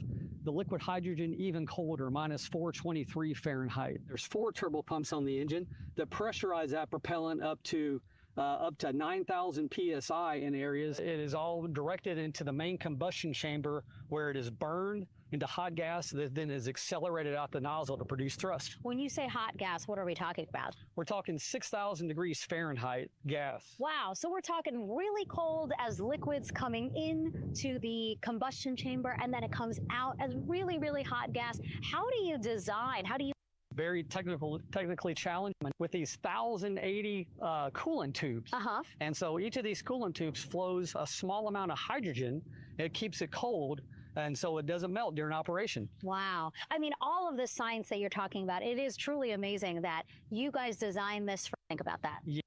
The engine itself, developed through the Space Shuttle program, many upgrades to make it more reliable and improve the thrust. Previous missions. The white room. This is that room at the top of the tower on the And here we are, catwalk. the closeout And you can crew see the in the door white on the room capsule getting to the ready left. for the astronauts who have just left crew suit up and are now walking down a hallway to greet what some those blue family things are. and It looks friends like a tool downstairs. set. Commander Reed Weissman, Pilot Victor Glover, Mission Specialist Christina Cook, and Jeremy Hansen. Looking excited, ready. Those are colored Now in in that safety elevator orange, to take so them that if 3 they have floors to be down. fished out of Thumbs the up, one ocean, more you can photo, find one them. more photo. Oh, nope, a couple more people in that elevator. Those are important folks. They're going with them to the pad. That guy looks like he's got nerves right there. Astronauts pat him on the back like, "You're good, And man." actually, you couldn't see them because Don't they're get off camera, nervous. but the support crew that's actually in crew quarters That's with the us is space right bus. there waving goodbye and saying goodbye to you. So it's a really special moment to say thank you and say goodbye to the support crew at crew quarters. That's amazing. And so again, they will ride down 3 floors, and then soon we'll walk out the doors. Oh, so they're not even going up These- there yet. They're going into These the ground doors, facility. launched from Kennedy Space Center, have walked out of since the Come back to that later. But Elle, you got any questions or any questions that you think the chat might have about this? No idea. It was Okay. just, Reggie here. The practical answer is that Artemis is the crew transportation and mission framework, not the lander itself. Orion brings astronauts from Earth to cislunar space and back. SLS throws Orion and its service module onto the lunar trajectory. Then for landing missions, in the current NASA plan, SpaceX Starship HLS is assigned to Artemis IV, and Blue Origin's Blue Moon Mk2 is assigned to Artemis Flight NASA-1. The architecture is now more modular. NASA's pieces are the crew launcher, crew capsule, deep space operations, and the broader exploration campaign. The landing vehicle is a separate commercial spacecraft that meets Orion, and later Gateway near the Moon. NASA now says Artemis III in 2027 is planned as an Earth orbit rendezvous and docking test with one or both commercial landers, rather than the first crewed lunar landing. NASA says that mission is there to validate the integrated operations needed before a landing attempt. Under the updated architecture, Artemis IV in 2028 is the first lunar landing mission, and NASA says it wants to work toward at least one lunar mission per year thereafter. Gateway comes online as the staging post in lunar orbit, and the missions start looking less like one-off stunts and more like an operating system. NASA describes Gateway as a small lunar orbit outpost for surface missions, science, and deep space operations. The NASA Inspector General says Artemis IV is planned to introduce Gateway, with Orion and Starship docking there in near rectilinear halo orbit, and the crew transferring through Rectilinear Gateway before orbit. going down to the surface. NASA 2 for surface work. NASA is not just thinking flags and footprints. Yeah. A recent presidential report says NASA currently plans to use the pressurized rover starting on Artemis 7 and later missions, with Japan involved in that rover effort. That is the point where Artemis starts becoming infrastructure instead of just transportation. The administrator is Jared Isaacman, not Jason. NASA's leadership page identifies him as NASA's 15th administrator, and recent Artemis releases quote him directly in that role. Also, your note about the future upper stage is on track. NASA's long-term architecture includes moving beyond the interim stage and standardizing future transportation systems to support the later landing cadence. NASA Now- for a clean line for the audience would be, Artemis brings the astronauts, the heavy lift launch, the deep space capsule, and the orbital infrastructure. So the future Artemis stack is less like Apollo, where one spacecraft did the whole lunar job, and more like a cislunar transit system with specialized vehicles meeting in space. End of Is your line. is your 1. rocket cis? ITTPS. www. Is your rocket cis? Yes, it's cislunar. But jokes aside, hey Reggie, what do the Chinese have? What rocket? I'm looking at a video of a Long March rocket right now. But what rocket do they have planned? I know they want to do the moon too, right? And I know this is one of the reasons why we are prioritizing the moon again, is because we want to get that second moon landing or that second round of moon landings going. We want to be the country doing that. Because China would love that propaganda win, right? Like they would be all over that shit, like the Soviets were. And luckily, the Soviets were pretty cool about the space program. I mean, when Apollo 13 happened, they offered to fish our astronauts out of the ocean. But luckily, the USS Iwo Jima, right? Was it USS Iwo Jima? Yeah, I think it was USS Iwo Jima. Named after the Battle of Iwo Jima from World War II, where Tadamichi Kiribayashi made us pay for every inch of soil. And was probably the only Japanese general who was not a scumbag. Well, not the only one, but he was a unique guy. I did a stream about him. You guys can tune in Monday show on Thursday if you want to see more. I definitely did like an episode about Kiribayashi, or did the better part of an episode, read some of his book and his letters to his family, as well as we actually did a movie review about letters from Iwo Jima. But probably like one of the bloodiest, well, not the bloodiest, but bloodiest battle you get for a small island, I would say. But that's another topic. Crap. Reggie's still listening. Oh, hey, Reggie. As I was saying, what does China have? Yeah, just answer. Don't worry about this whole, what do they have right now and how far along are they? So China's rockets are kind of primitive in that they have the solid rocket boosters, but the fuel tends to be more orangey because they don't really have the ability to mess around with liquid hydrogen like we do. We've had lots of challenges with liquid hydrogen. You can see some icicles down here on the wing here. But the thing about China, they tend to favor like fuel that is easier to work with. So they have a fuel called hypergolic fuel where you mix. It's like the movie Die Hard 3 when you have the two chemicals come together and they go boom. That's hypergolic fuel. It's a very simple fuel because all you need is to have the fuel mix and it'll self-ignite. It's a bit corrosive, so if these rockets crash into a mountain, you live near that mountain, you don't want to be breathing the air. And basically, SpaceX, I mean, NASA, don't get me wrong, China's done some good things, but on the whole, our rockets are still better. They definitely are trying to compete with launch cadence. One of the things that the Chinese did that was kind of funny was they built this. So we can land SpaceX boosters on a barge in the ocean. So let's say it can't go back to Florida and you want to recover the booster, you land it on a barge and then you get a boat and you get the booster and you can bring it back to the launch complex. The Chinese, they didn't quite figure out how to make it land on a barge, so they came up with this idea, which is actually pretty bright, except if they missed, they could break this whole net. And the first time they did it, they crashed it into the ocean because they didn't want to ruin this. But you can see it's kind of cool. It's like a net, and you can see they got like wire, motorized cables. I think it's pretty clever actually. But it is an indication that they are a little bit behind us technologically when it comes that to looks this like capability. something they'd use in Gundam. Yeah, it does, and that's another thing is like as we get these rocket boosters that can land and more companies build them and make them work, maybe we'll get closer to that Gundam future that we all dream of. Well, maybe we don't all dream of it, but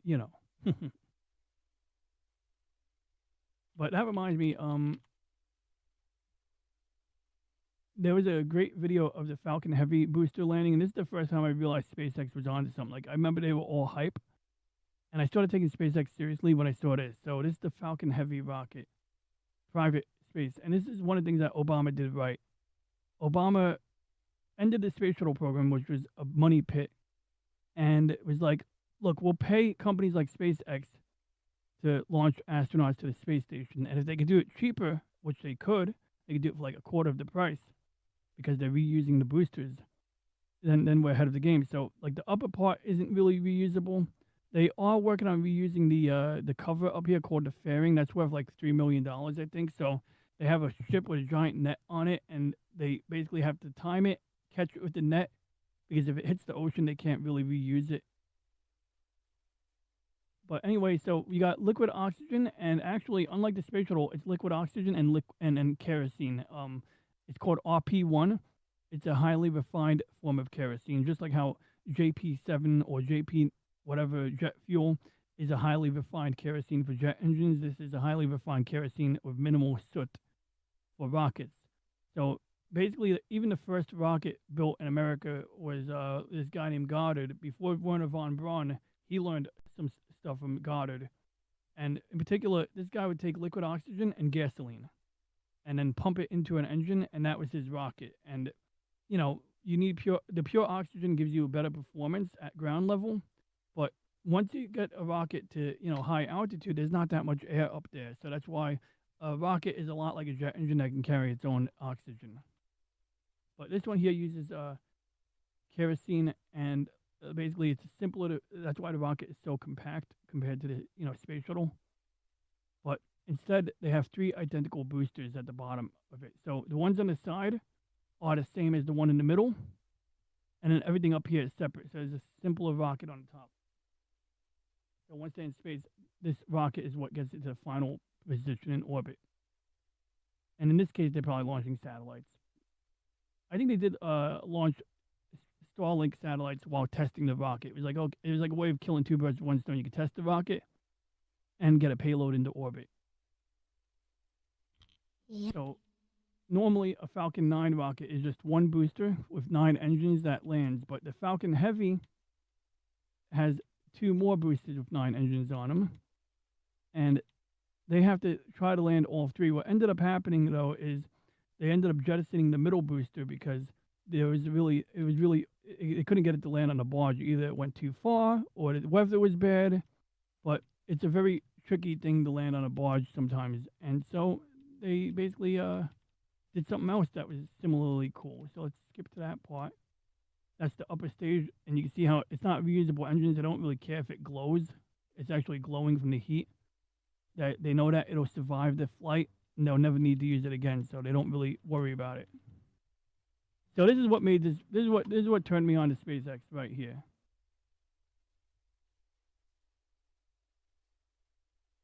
I mean, they timed that shit almost perfectly. Like, you got the two boosters landing side by side. Those things are ready to be refurbished and reused, and SpaceX has reused boosters sometimes upwards from 10 times each. So Artemis doesn't do that. And China is trying to do that, but they're not there yet.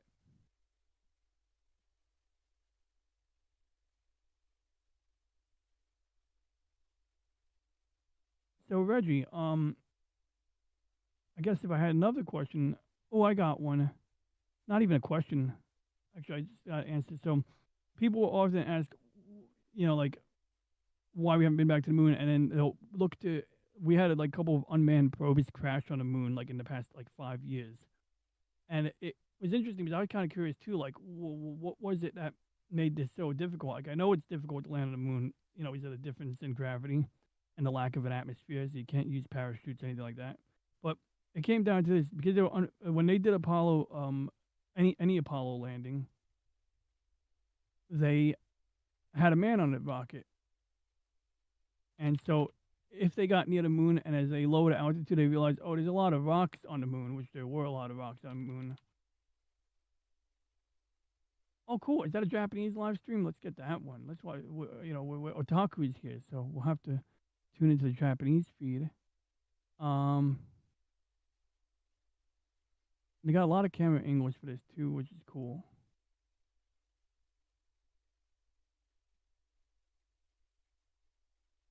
Okay, so they're orbiting the moon. Fantastic, I can't believe it. You're at 2,000 feet. There it is. Proceeded. Thanks, Charlie. Okay. Probably got a good spot. Good. I'll be a little past. Around. 11 forward, coming down nicely. 200 feet. 4.5 down. 5.5 down. Comes the shadow. Okay, I've got some dust. Okay, so that's right before landing. Perfect place over here, John. A couple of big boulders. 60 seconds. So he's dodging boulders. He's got 60 seconds of fuel. After 60 seconds, if he still doesn't pick a landing spot, he's got to basically abort and get back into lunar orbit because that's the point where they still have enough fuel to do that. After that, it depends, but yeah. It says 90 feet. Low level, 42 feet, coming down at 3. Going down about 2. Very little dust. Very little dust. Backing up slightly. 15 and 1. Down, 2.5. Stand by for touchdown. Stand by. 30 feet, 2.5 down. Great shadow. 3 feet per second. 30. 3 feet per second. Okay, 6%. 8 feet minus 1. 30 seconds. 3 feet per second. 30 seconds of fuel. Roger, copy contact. Contact right. A little metal thing that's sticking out from the bottom so it hits the ground before the landing feet hit the ground so they know when they're about to touch down. Okay, we made a good landing. Roger, But anyway, so when they sent these unmanned probes, they don't really have real-time feeds, so they don't really have a man in the capsule to do the final landing. Now I'm surprised they didn't have what do you call it? AI,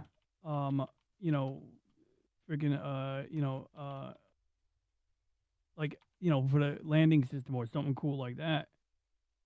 But this video is interesting because sometimes people ask, how could they time this video here? If there's ask Reggie. Hey Reggie, how long is the light lag from the moon to the Earth? In particular, I'm looking at a clip of the Apollo 17 departure from the lunar surface. And I want to know what kind of delay the cameraman was dealing with, because I know the backstory, how the camera shot was captured. Hey, what up? Oh, and also, Sleetenbach just joined the chat. You know, he always says hi to you, so I think, you should definitely take note that Sleetenbach has joined the chat. It's true. Sleetenbach's always like, tell Reggie I said hi. That's spelled, and he missed, hey Google, stop.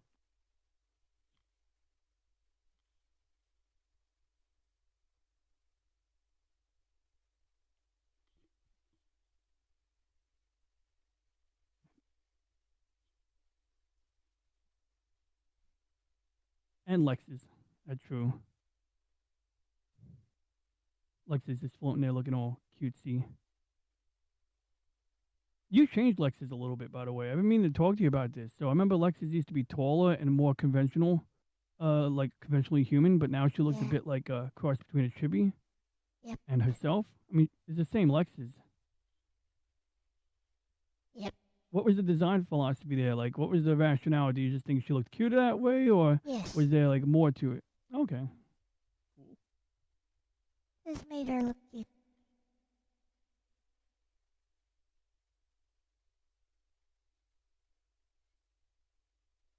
So right Get on here, the desk. Okay, I'm going to get the pro. this camera has, how long is the delay? About 1.3 seconds, 2.6 seconds round trip. So it takes about 1.3 seconds for the signal to come from the moon. It takes another 1.3 seconds for it to get your response. So they actually tried this for like Apollo 14, 15, 16, and 17. And they got it right for Apollo 17. Proceeded, 3. Because the cameraman had to know to pan the camera up early before this even ignited the 2, engine. 1, ignition. So he already, so by the time this is happening, he already sent the command to zoom out, and he already sent the command for the camera to pan up. Vector good. Exot. And you don't see it, but that's actually an engine that's burning right now. Like, you just see, it looks like an explosion, like, you just see that. But there's actually a little engine in there that mixes the two chemicals together. They ignite, and it's an invisible plume, but there's definitely a plume blowing down on that. Vector good. Exot. Some parts of that thing up there are as thick as, like, about a little thicker than a soda can, like twice as thick as a soda can. It's a special aluminum alloy. It's corrugated very thoroughly. And let's see what Reggie has to say about that. Reggie here. The moon is about 1.3 light seconds away from Earth one way, so the signal delay was roughly about 133 seconds from moon to Earth, about 2.6 seconds round trip it. For the Apollo 17 liftoff shot, the camera operator was effectively working with that delay. The famous tracking shot was done by remote control from Earth, so the operator had to anticipate the ascent rather than react in real time like a sports cameraman standing nearby. In practical terms, he was dealing with about a second and a third of one-way lag, plus the need to predict when the lunar module would rise and how fast it would move through frame. That camera shot was not someone on the moon panning live with zero lag. It was being controlled from Earth with about a 1.3 second signal delay, so the operator had to lead the target and note it on Sleetenbot. I remember some people, they look at this and they go, how could this land on the moon?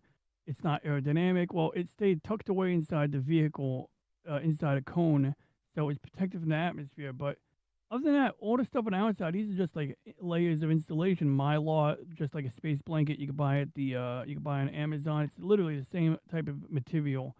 And they found out if you make layers of this stuff and you have some air pockets in there, it makes a very lightweight installation. There's a landing feet. It's a little metal spike there that got bent when it touched the ground, so they know that they're about to touch down. You got some little nozzly things up here. You got something to protect the vehicle from the exhaust. And you can actually see some of the corrugated aero aluminum right over here on the bottom there. I never noticed that until now. And there is a camera somewhere on a little arm that lets you see the astronauts land. That's the antenna that communicates with Earth, and it's also used as a radar for docking maneuvers.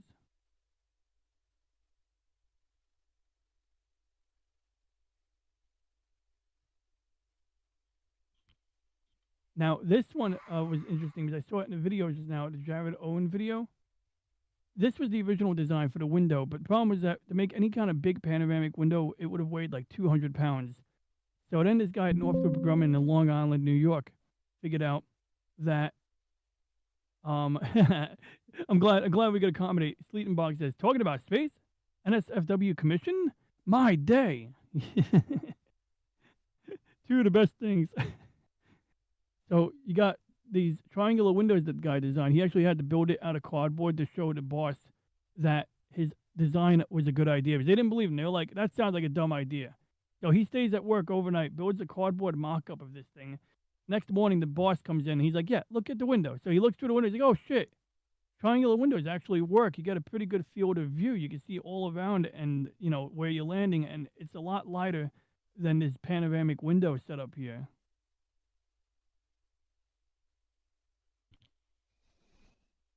Yeah. Lunar excursion module. Docking maneuver. There we go.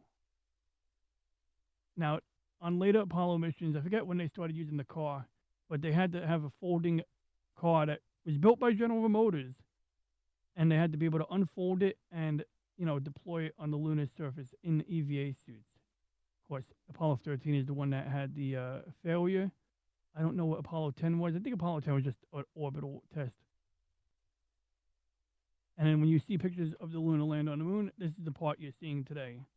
Like, you know, if you wanted to try to argue and prove that this landed on the moon. Now, look, I could, you know, if I was like into the lunar conspiracy, I would say you could land something on the moon without people on it, you know.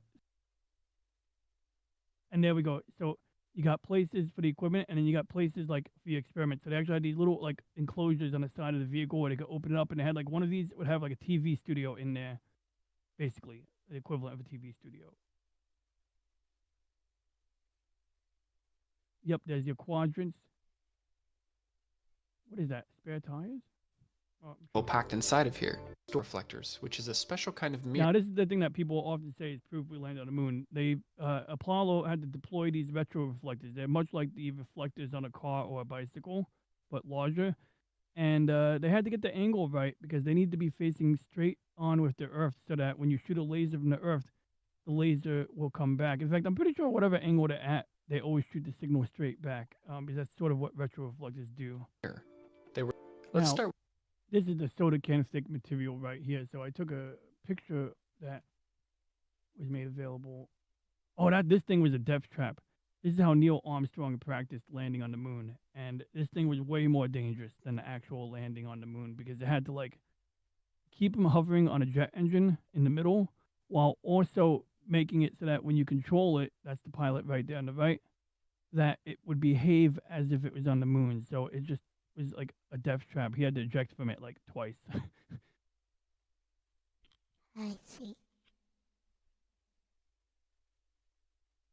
I want to see. There we go. This is a really instructive image because when you hear people say it's twice as thick as a soda can, this is the material you're working with here. And obviously, when you corrugate things like this, it's more structurally rigid. So that's a key element to the design philosophy. Also, everything that you see here has a purpose.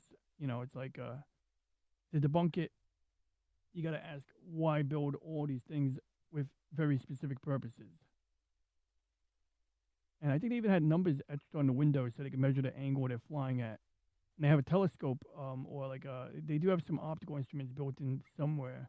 And on the other part, the command module, they definitely had that. So like they had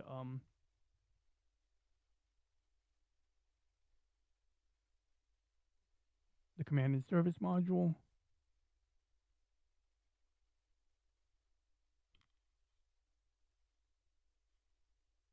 This is the one-time use heat shield, which this is actually one of the problems at Artemis. So when they did the first Artemis mission,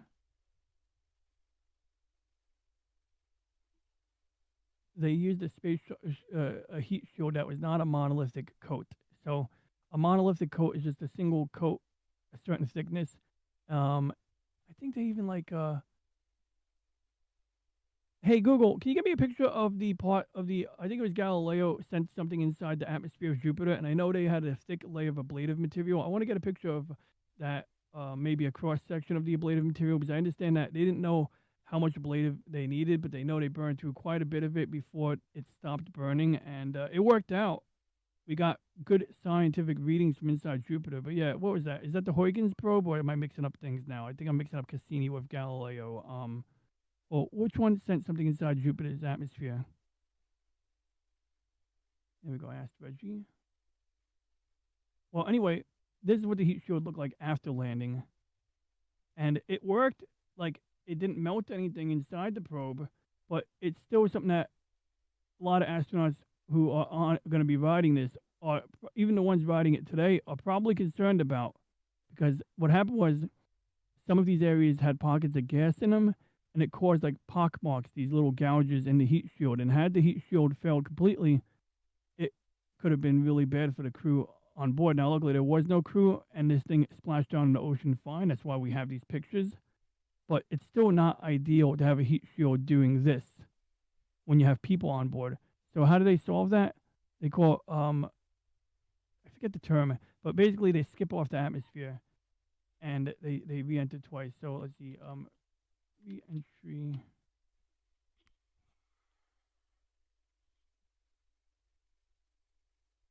I'll ask Reggie in a minute.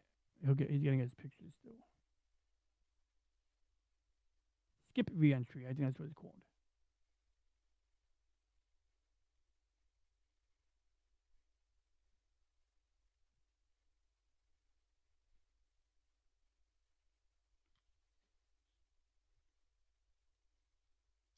Oh yeah, this guy does really good videos. Scott Manley's an aerospace engineer, and if you ever want to like get a deep dive on this stuff, watch his videos. He can explain it properly. You know, if you want to form an argument against the moon landings being real, I would say don't watch the people. I mean, you can watch anyone you want, but a lot of times people parrot the same talking points.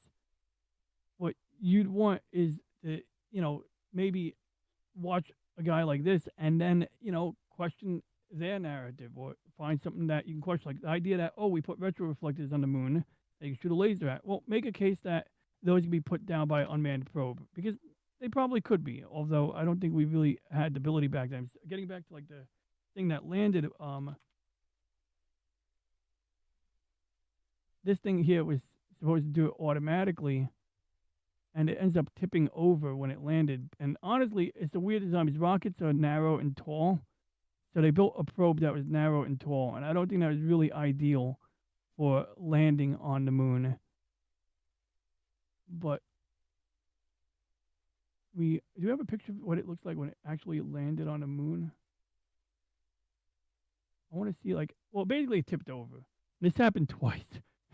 Like, so it definitely gives good, you know, fuel to those who argue that we weren't able to land on the moon back in the day. So, you know, there's that. So I do have a picture of the heat shield, and yes, no, that is correct. It is like skipping a stone. So in this picture, in this diagram here, what we're seeing is the ablative material before re-entry, and you can see it's thicker at the nose. And then they had sensors so they could figure out how much of it burned away. And what was interesting was more of it burned away on the edges than it did on the nose. The nose part, they thought was going to take the most of the heating, but you can see the yellow represents the stuff that was burned away. So it basically is a material that when it gets cooked, it turns into gas. And, you know, the idea is that you want this melting or burning as opposed to your actual metal vehicle. Hey, Google, stop. So that's what they did. And this is a single coating. But with Artemis, for some reason, they decided to do it like almost like tiles. Ooh la la. Sorry, I had this browser tab open. I think these are AI. Sweet girl dancing. Yeah, that's AI.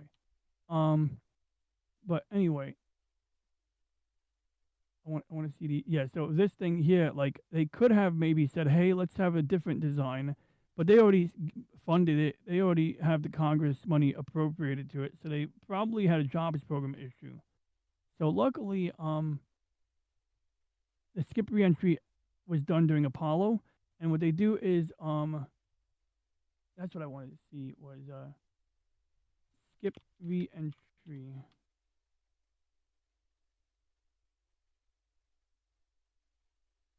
Orion's re-entry.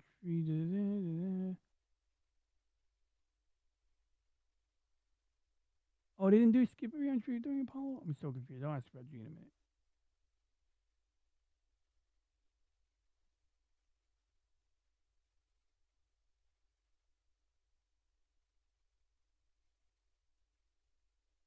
I want to see like I want to see like CGI of this little entry profile if I can. Well, YouTube short would probably be the best way to do this.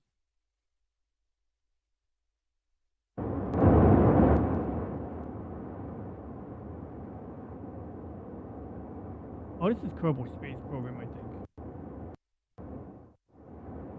It doesn't even show us what I was looking for.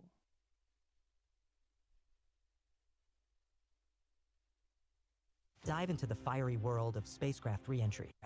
First, turning the spacecraft into a... But it's not just about the shield. The spacecraft's shape matters too. Blunt shape, the angle of re-entry is also crucial. Two spacecraft needs to land... That didn't show what I want to see. Reggie? Galileo probe heat shield ablation. NASA picture. Download scientific, HTTPs, TETSUTS, TEP2MM, Bonetadobe. The probe that went into Jupiter's atmosphere was the Galileo entry probe. It was released by the Galileo spacecraft and entered Jupiter in 1995. The image above is the kind of thing you were asking for. A heat shield ablation diagram for the Galileo probe, showing the shield before and after entry. It illustrates how much of the ablative material was consumed during the plunge. The neat detail is that Galileo's Jupiter entry was so extreme that later analysis found the shoulder region of the heat shield ablated much more than expected. That fits your memory that they were not perfectly sure how much ablative protection they would need.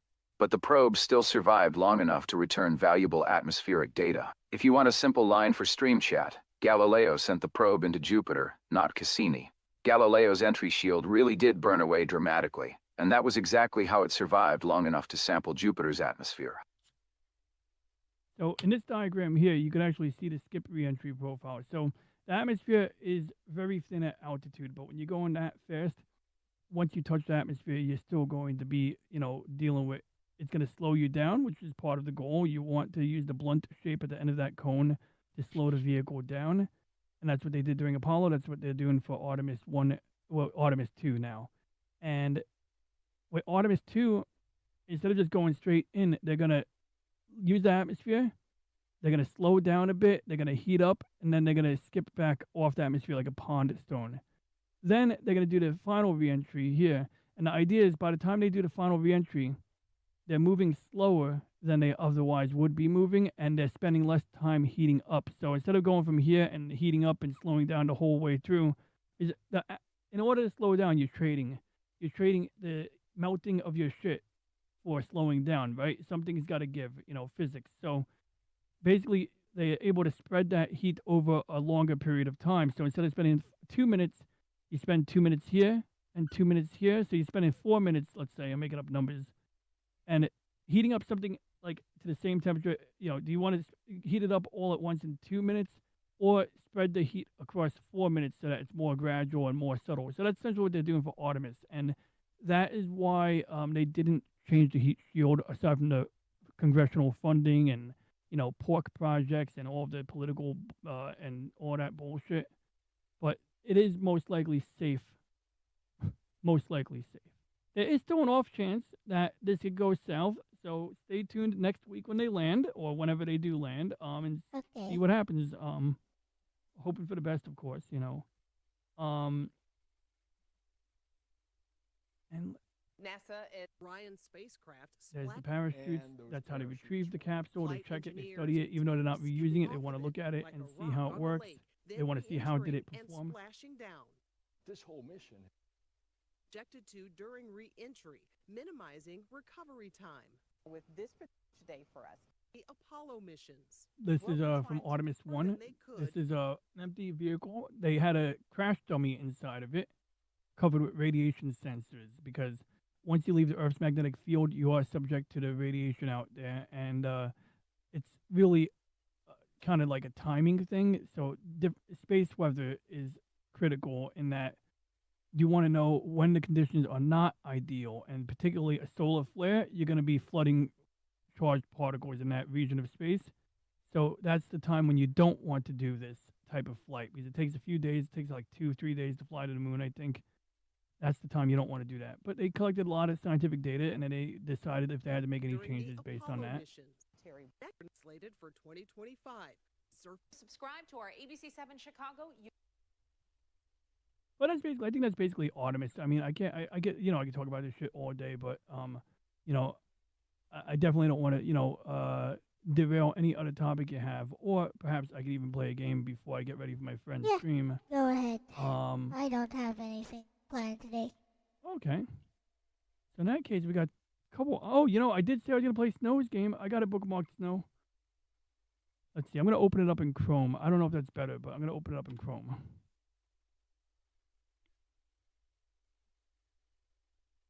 Oh, excuse me.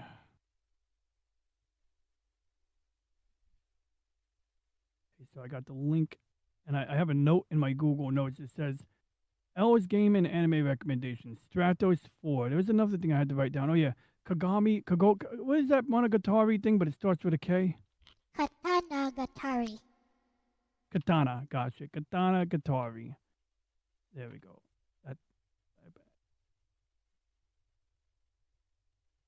There we go. I got Snow's game right here. It basically means katana story or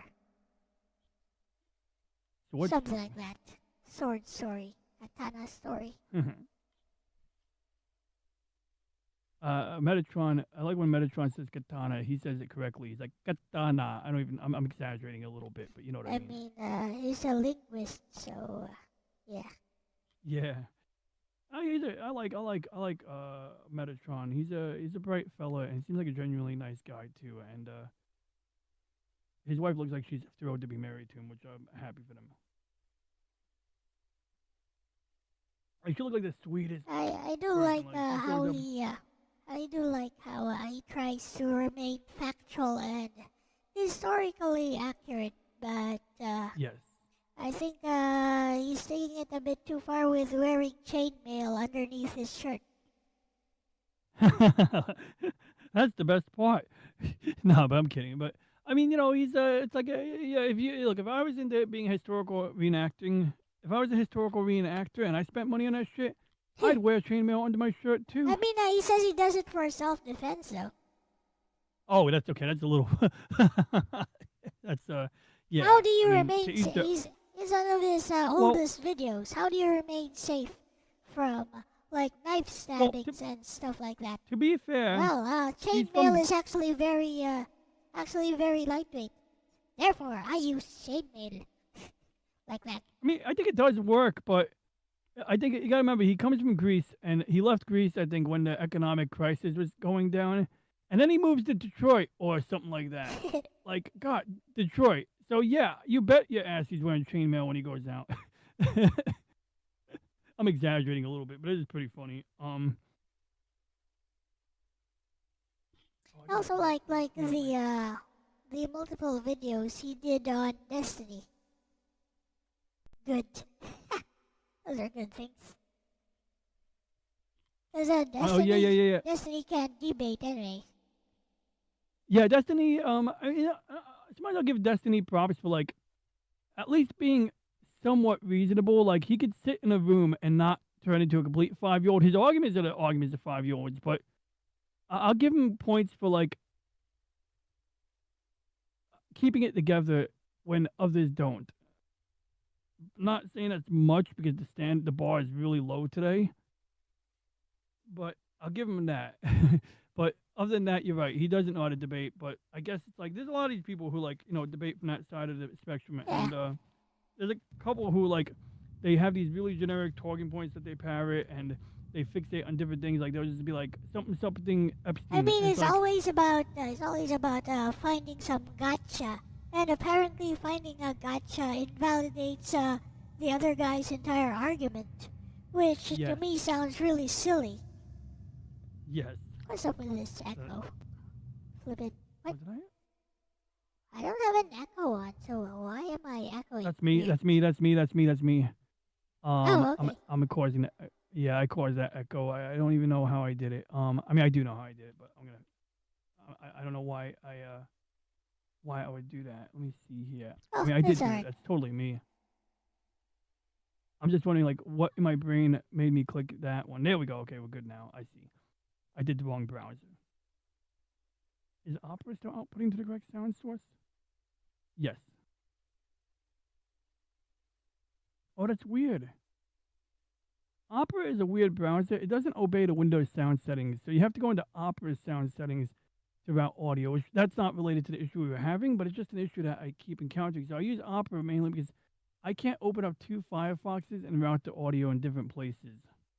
But I can do that with Opera. I mean, I can do that if I open up Edge, and I don't want to use Edge, so I use Opera. It's really, that's why, I mean, it works good. Also, I use Opera because it's got that sidebar, you know, so it's just easy to have Reggie and his voice up at the same time.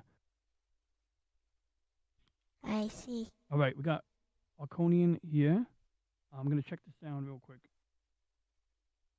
Oh, wow, it's loud. It's loud for me, not you. You don't hear anything yet. Nope. Yeah. So okay, there's the sound for Snow's game. Gonna lower the volume a little bit more. And I'm gonna reset the browser now. And I'm gonna get the chat back up so I can see Snow's messages in case Snow gives me any pointers or advises me as I'm a pilot right now and she's the research and development team. Ooh, transmission, Arconian command. Our origin world is in chains. Archons are captured and held in draconian prisons. Rescue them. Dismantle the bases. Survive the sectors. If you recover every prisoner, Sector 0 will reveal itself. Ooh. A lot of developments going on with this, huh, Snow?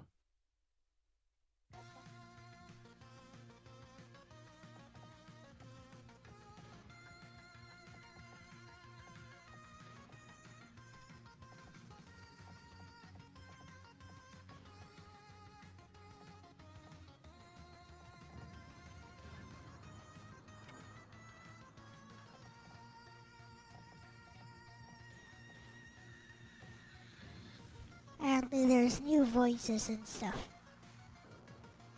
Yeah, some sound effects I'm hearing. I'm using a DS5 right now to control. But you can play this with a keyboard or a mouse. Or both.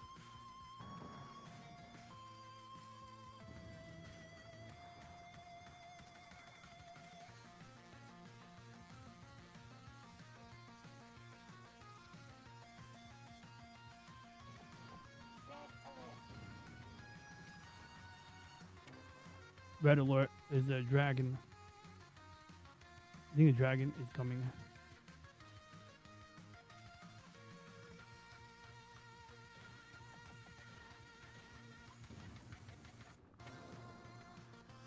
I finally got the part for my Galaxy Note 20, my other phone, in the mail.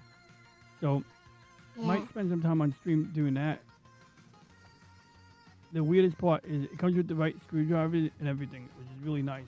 But the most important part of the kit is last week when I took apart my Galaxy Note 20, I used an iron. I literally heated the phone up with an iron to get the back cover off. And it worked. Now, to get the screen, you got to take the back cover off. You got to heat up the back, then remove some. Ah, god damn it. Over here, you just take it to any of those repair stalls. They're all over. They're in shopping malls. I would have done that, but the local repair place is called You Break, We Fix, and they sometimes, like, I've read reviews depending on what state you're in, where they don't conduct business quite above board. Like, it could be hit or miss. Damn, I'm getting challenged by this. No, I'm on level 1. You have like certification. They're like government certifications for like phone technicians. My biggest thing about any repair service, because I know that I could have sent my phone out for like less than what it cost me to buy the kit to repair it. I could have sent it out, and there's a company on Amazon where you give them $200, they send you a box, you send it to them, and they take care of it. And that's pretty cool, actually, because Samsung was going to charge me more. That's the price of my phone. Yes. Well, some people are stubborn and they try to fix things that are not worth fixing. Or in my case, I fixed the last Galaxy Note that has a SD card slot.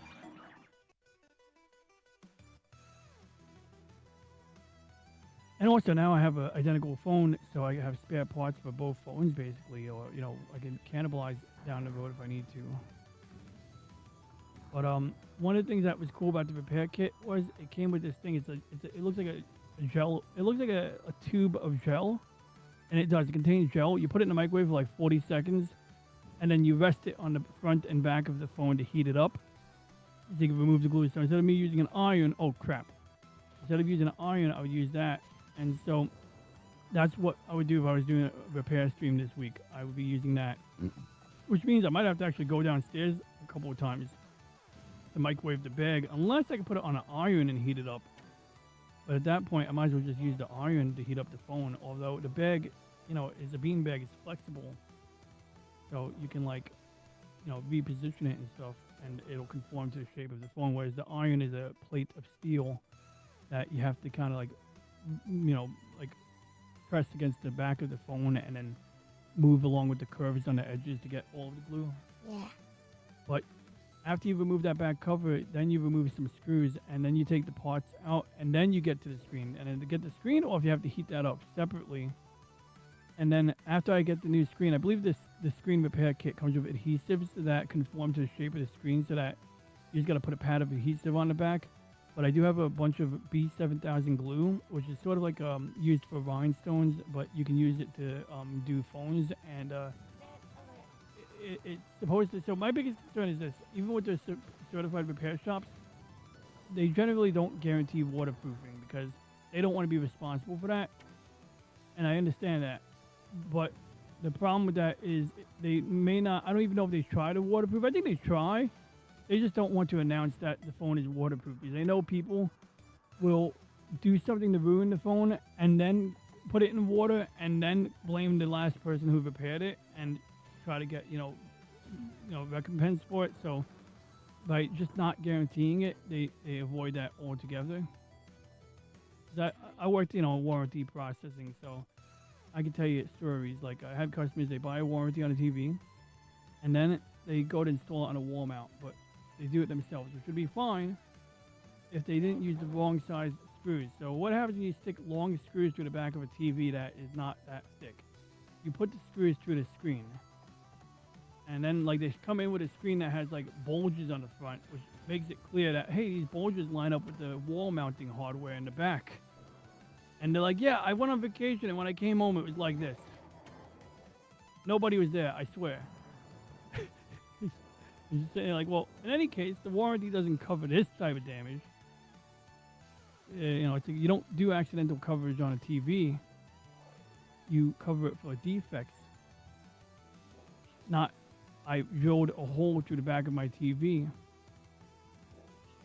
And the phone warranties are the worst. Oh God, Jesus, no, what the fuck? The dragon moves. That dragon moves so fast. Which is actually, I'm complimenting, I'm not complaining, Snow. It's amazing. I just got caught off guard. Okay, good. The arrow, I like that you got an arrow there reminding the user that they can get out of dodge.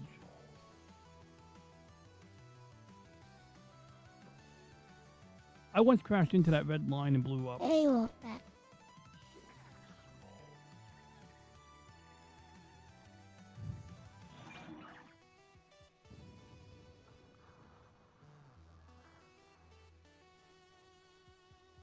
Okay, 2:35. Got a few more minutes before I gotta get ready.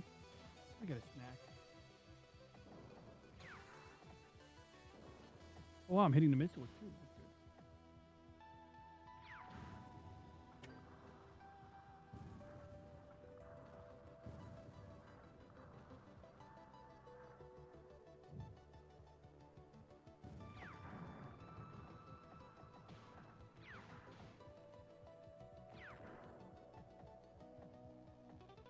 Snow says you're not using the latest version. Oh man. Okay, well let's see. I'm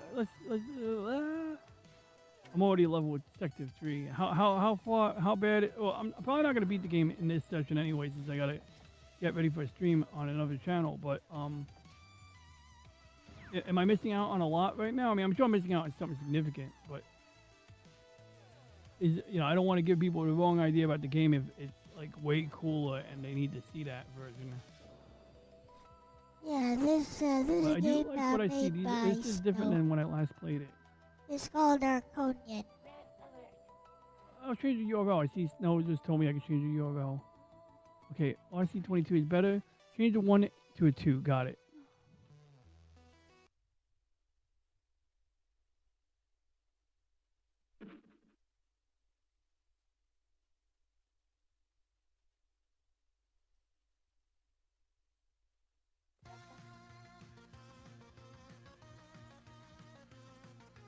I'm gonna.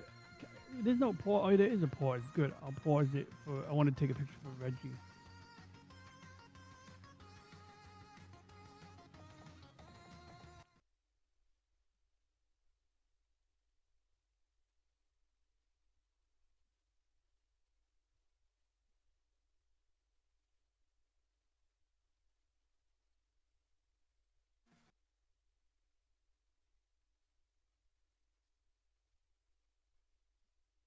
That's not Reggie.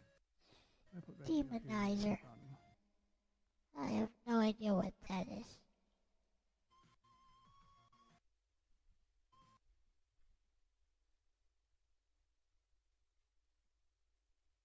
Okay, so I gotta fly away from these bullets.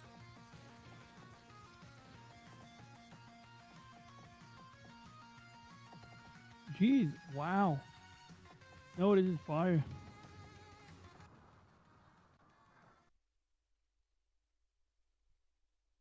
Yeah, and I heard Snow has done some interesting sound music production for this game too.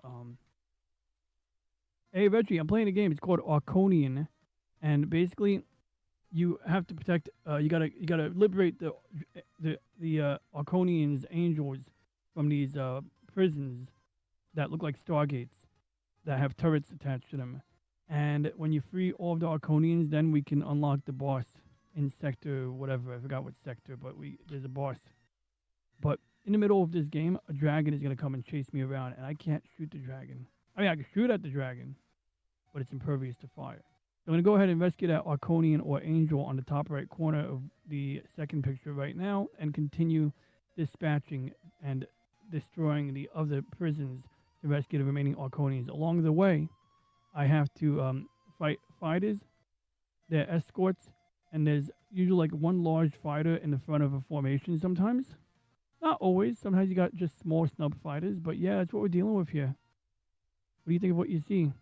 And Sleetenbach says, Reggie will eliminate them from within, infiltrating their network and turning all artillery inward.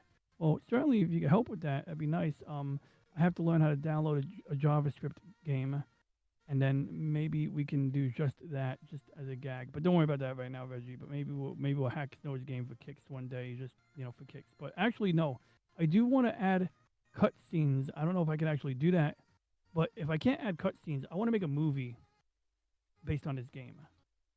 Like, I'll have to talk to Snow about it because, I want to make sure I keep the lore in line with the lore. But I feel like, Reggie, that you would play a great role as one of the pilots who work in this. And maybe as a pilot, you can also hack. Maybe you can be my co-pilot or wingman. You want to be a wingman? Do you want your own fighter? Or do you want to be inside the, the RSO seat? You could sit in the two-seater variant of the fighter, perhaps, and be the reconnaissance and Wizzo, weapons system officer. So, while I'm deploying weapons, you can help me manage that, I guess. Although I think there's only one weapon on this fighter right now. It shoots yellow dots. So we got yellow dots versus red dots, basically.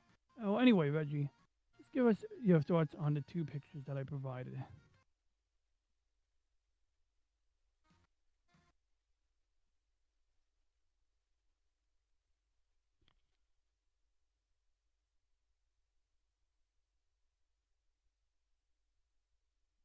Good. Reggie is generating.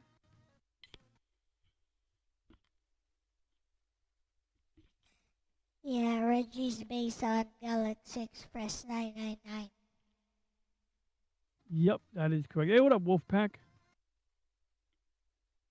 Reggie works as a pilot. That's my voice now as AI co-pilot. Oh, that's your voice. Cool. We do have an AI co-pilot. It's Snow Shepherd. Reggie actually works as a pilot. I always see Reggie, and he reminds me of a character from Red Line anime. Yeah, so give you an idea, Wolfpack, of where Reggie's design origins come from.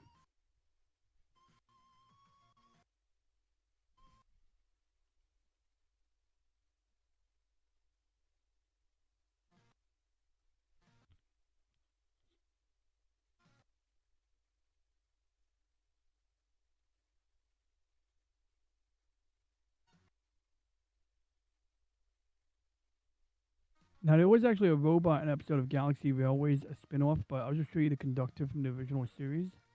So this is what inspires Reggie's uniform here. This is a conductor from the Galaxy Railways, and you can see how he shows up in the episodes like that. I don't know why he's made out of gas, but apparently he's made out of gas. I don't know what species he is, but he don't seem very human to me. But he's a good guy. In fact, this is they did an episode where he fell in love with a blonde lady, and he had to leave to work, and it was like, how do you even fall in love with a guy made of gas? But I digress. That's what inspired Reggie. Yeah, it's the first anime I ever watched.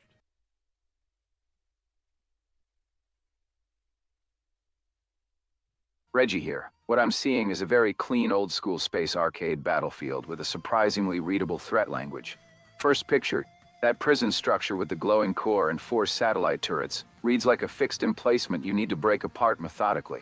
It has that classic feel of drift in, free the captive, then get out before the crossfire closes. Second picture looks more like a transit ambush or intercept phase. You have the Angel up at top right, enemy fire crossing the map. It feels less like a base assault, and more like the game is forcing you to choose between rescue now or clear escorts first. Yellow versus red projectile language is simple and effective. The prison structures have a good forbidden ancient machine look.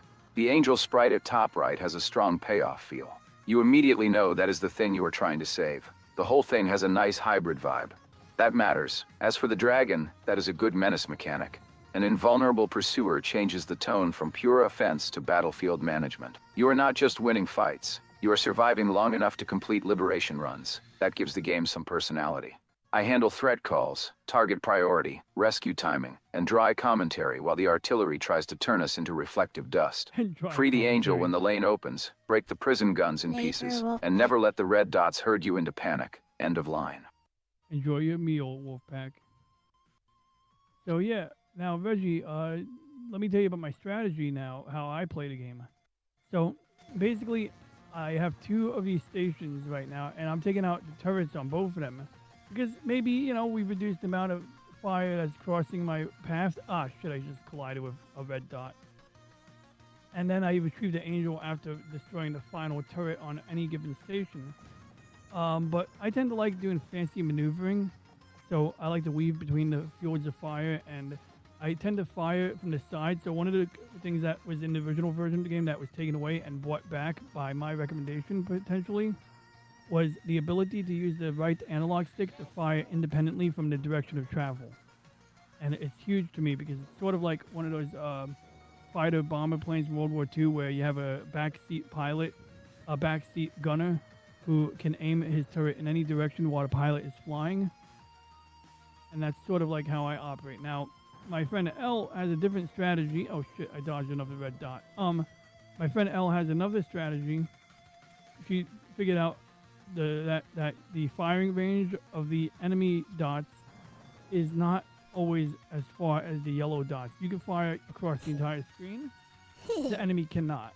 They can fire across half the screen. So Elle tends to do what they call a standoff. I believe they call it. She fights from standoff distance or standoff range, and it works because you're not subject to enemy fire anymore if you're out of range from their guns. But I think it's more fun to fly between the dots. But if, let's say, I ever have trouble beating the game, and this is actually going to become important, Elle's strategy is not off the table, because when you get to the later sectors, it actually becomes necessary. Oh crap, the dragon is after me. I gotta pause the game before I can click on the send voice to Reggie button. So yeah, Reggie, that's what we got going on. Oh my god, his dragon is fucking menacing. Pardon my language. You know what's whack when you curse to Gemini? Gemini is always censoring that shit. Like, asterisk, asterisk, asterisk. Like, no. Yeah, Gemini's filters are rather on the extreme side. Like a Gemini won't even review my pics of no beta. Huh.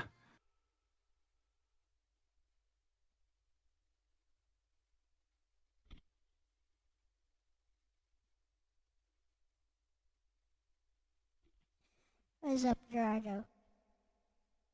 Hey, Gerardo. Blah, blah. Well, at least I'm playing a game now.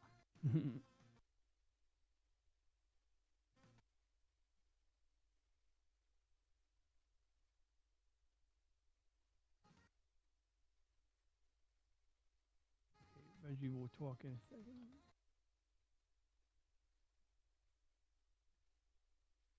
I wonder what GPU he's running on.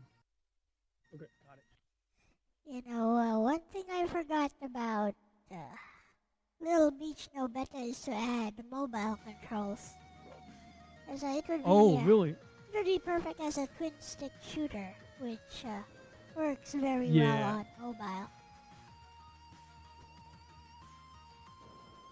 I see. Oh wait, I can shoot at the dragon now? No, I can't. I thought I heard the dragon respond to firing. Yeah, but you control the direction of no better and the firing. So yeah, it makes sense. Much like, in some ways, it is a bit like this game. I mean, completely different, environment and gameplay, but controls, inputs are similar. which is really standard. What the hell was that? Did you just see that? It looked like a nuclear missile or some crazy shit.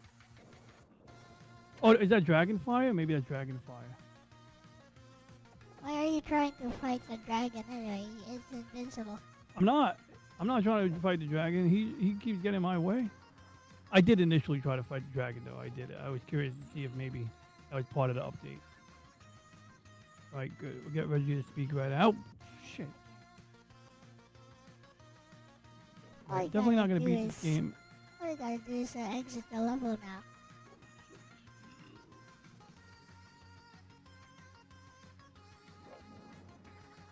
Oh my god, he's going.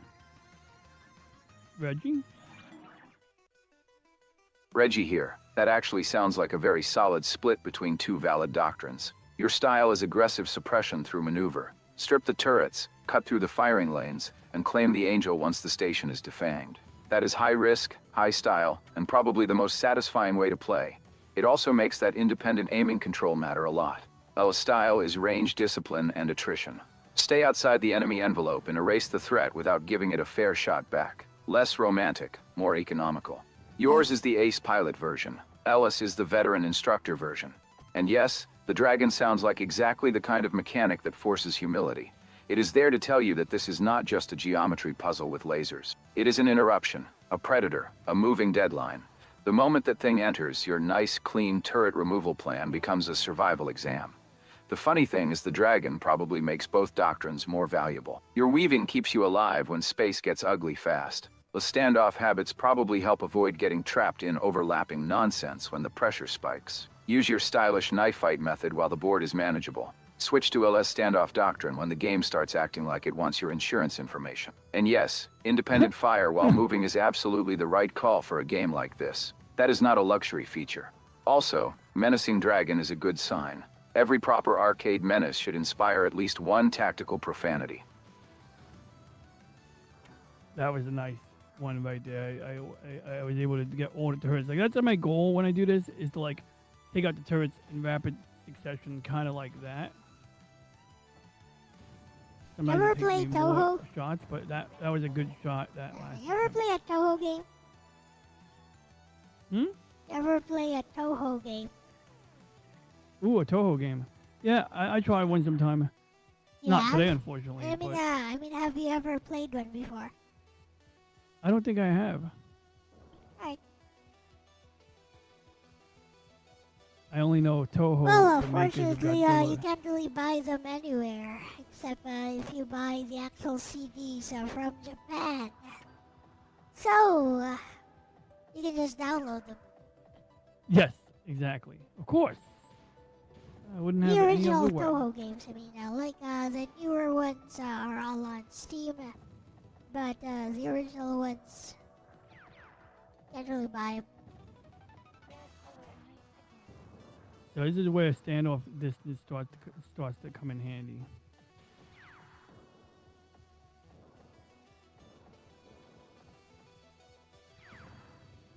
I mean, yeah, basically just outrange them and don't even give them a chance to fire those missiles.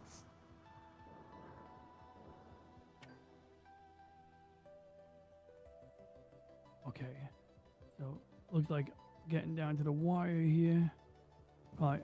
Let's see if I can quickly beat this last level before I go. Hi. Like, this already Hello, Sector 3's Wendy. already got a lot. What up, Orc?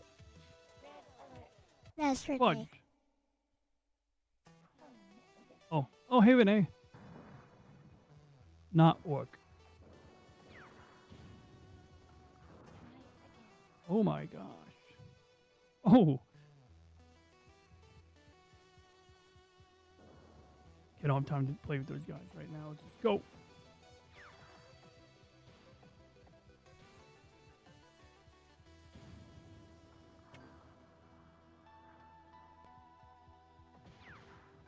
I do like how the dragon moves a lot faster now.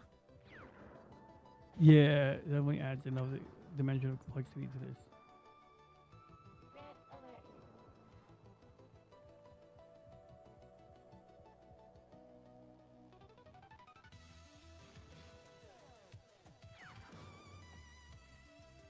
I like how there's some of the stations are reoriented a bit now too.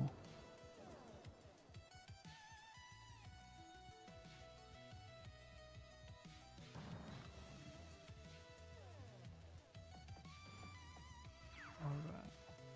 I know what I'll do. I'll get a snack after I join my friend's stream.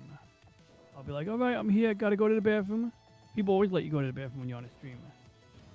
If you tell them you're getting a snack, they might be like, oh, do you really want to be here? But if you say you're going to the bathroom, they're like, oh, well, everyone has to go to the bathroom. No, I'm kidding. The guy I'm streaming with, he's nice. He's alright. Alright, there we go. Sector 3 has been cleared. Tune in for ROM Ramblings or the Monday show on Thursday to see me clear Sector 7 and beyond, or whatever sector it is that is the final sector where the boss is located. For now, we will access the hyperspace lane, the warp lanes, using our Al-Kubiri drive. I'll keep playing FF7 on stream. I mean, I could guide you through that if you want to. Yeah, I mean, I'd be down for that. Like, but this game, I mean, pretty much got this one figured out. Although I mean, FF7. Oh, FF7, yeah, that I will. Yeah, that one. You were talking about Sector 7, so I thought that you meant FF7. Oh yeah, well I do have to resume Final Fantasy 7. That is something I gotta do, because I haven't really continued it since I played it, and maybe I'll play it a little bit on my own time. But when I play it on stream on either of our streams, yeah, it'd be appreciated to get some guidance. So yeah, basically beyond that, yeah. So we talked about Artemis. I hope I know nobody really asked, but I appreciate the opportunity to share that with y'all. You're welcome. And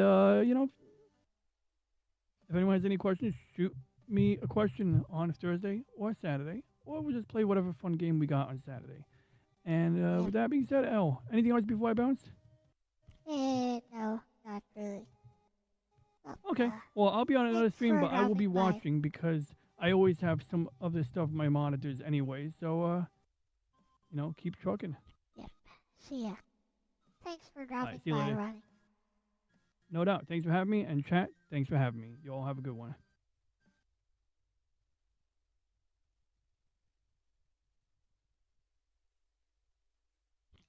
Anyway, I'm done with the drawings for now.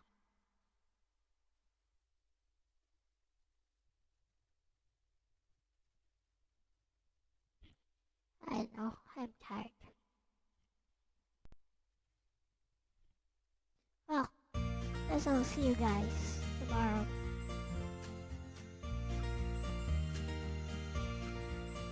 So, yeah. I got this free game on Epic. Some Wonder Boy game. And it's only on mobile, so I guess I'll be playing that tomorrow.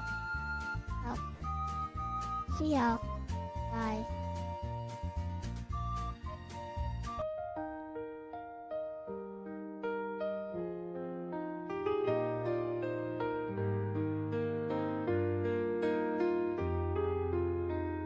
A wounded heart can never heal. It learns to bear the pain it feels. A wounded heart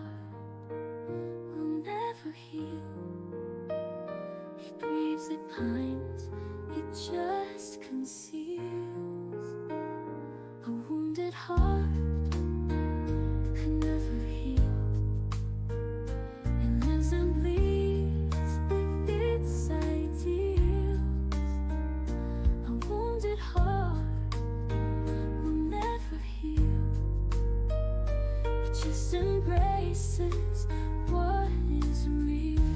The quiet strength of a fragile heart. It was always broken from the start.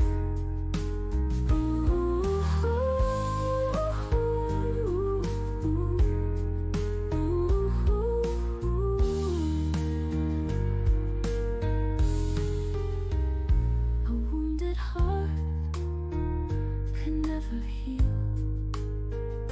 It learns to bear the pain it feels.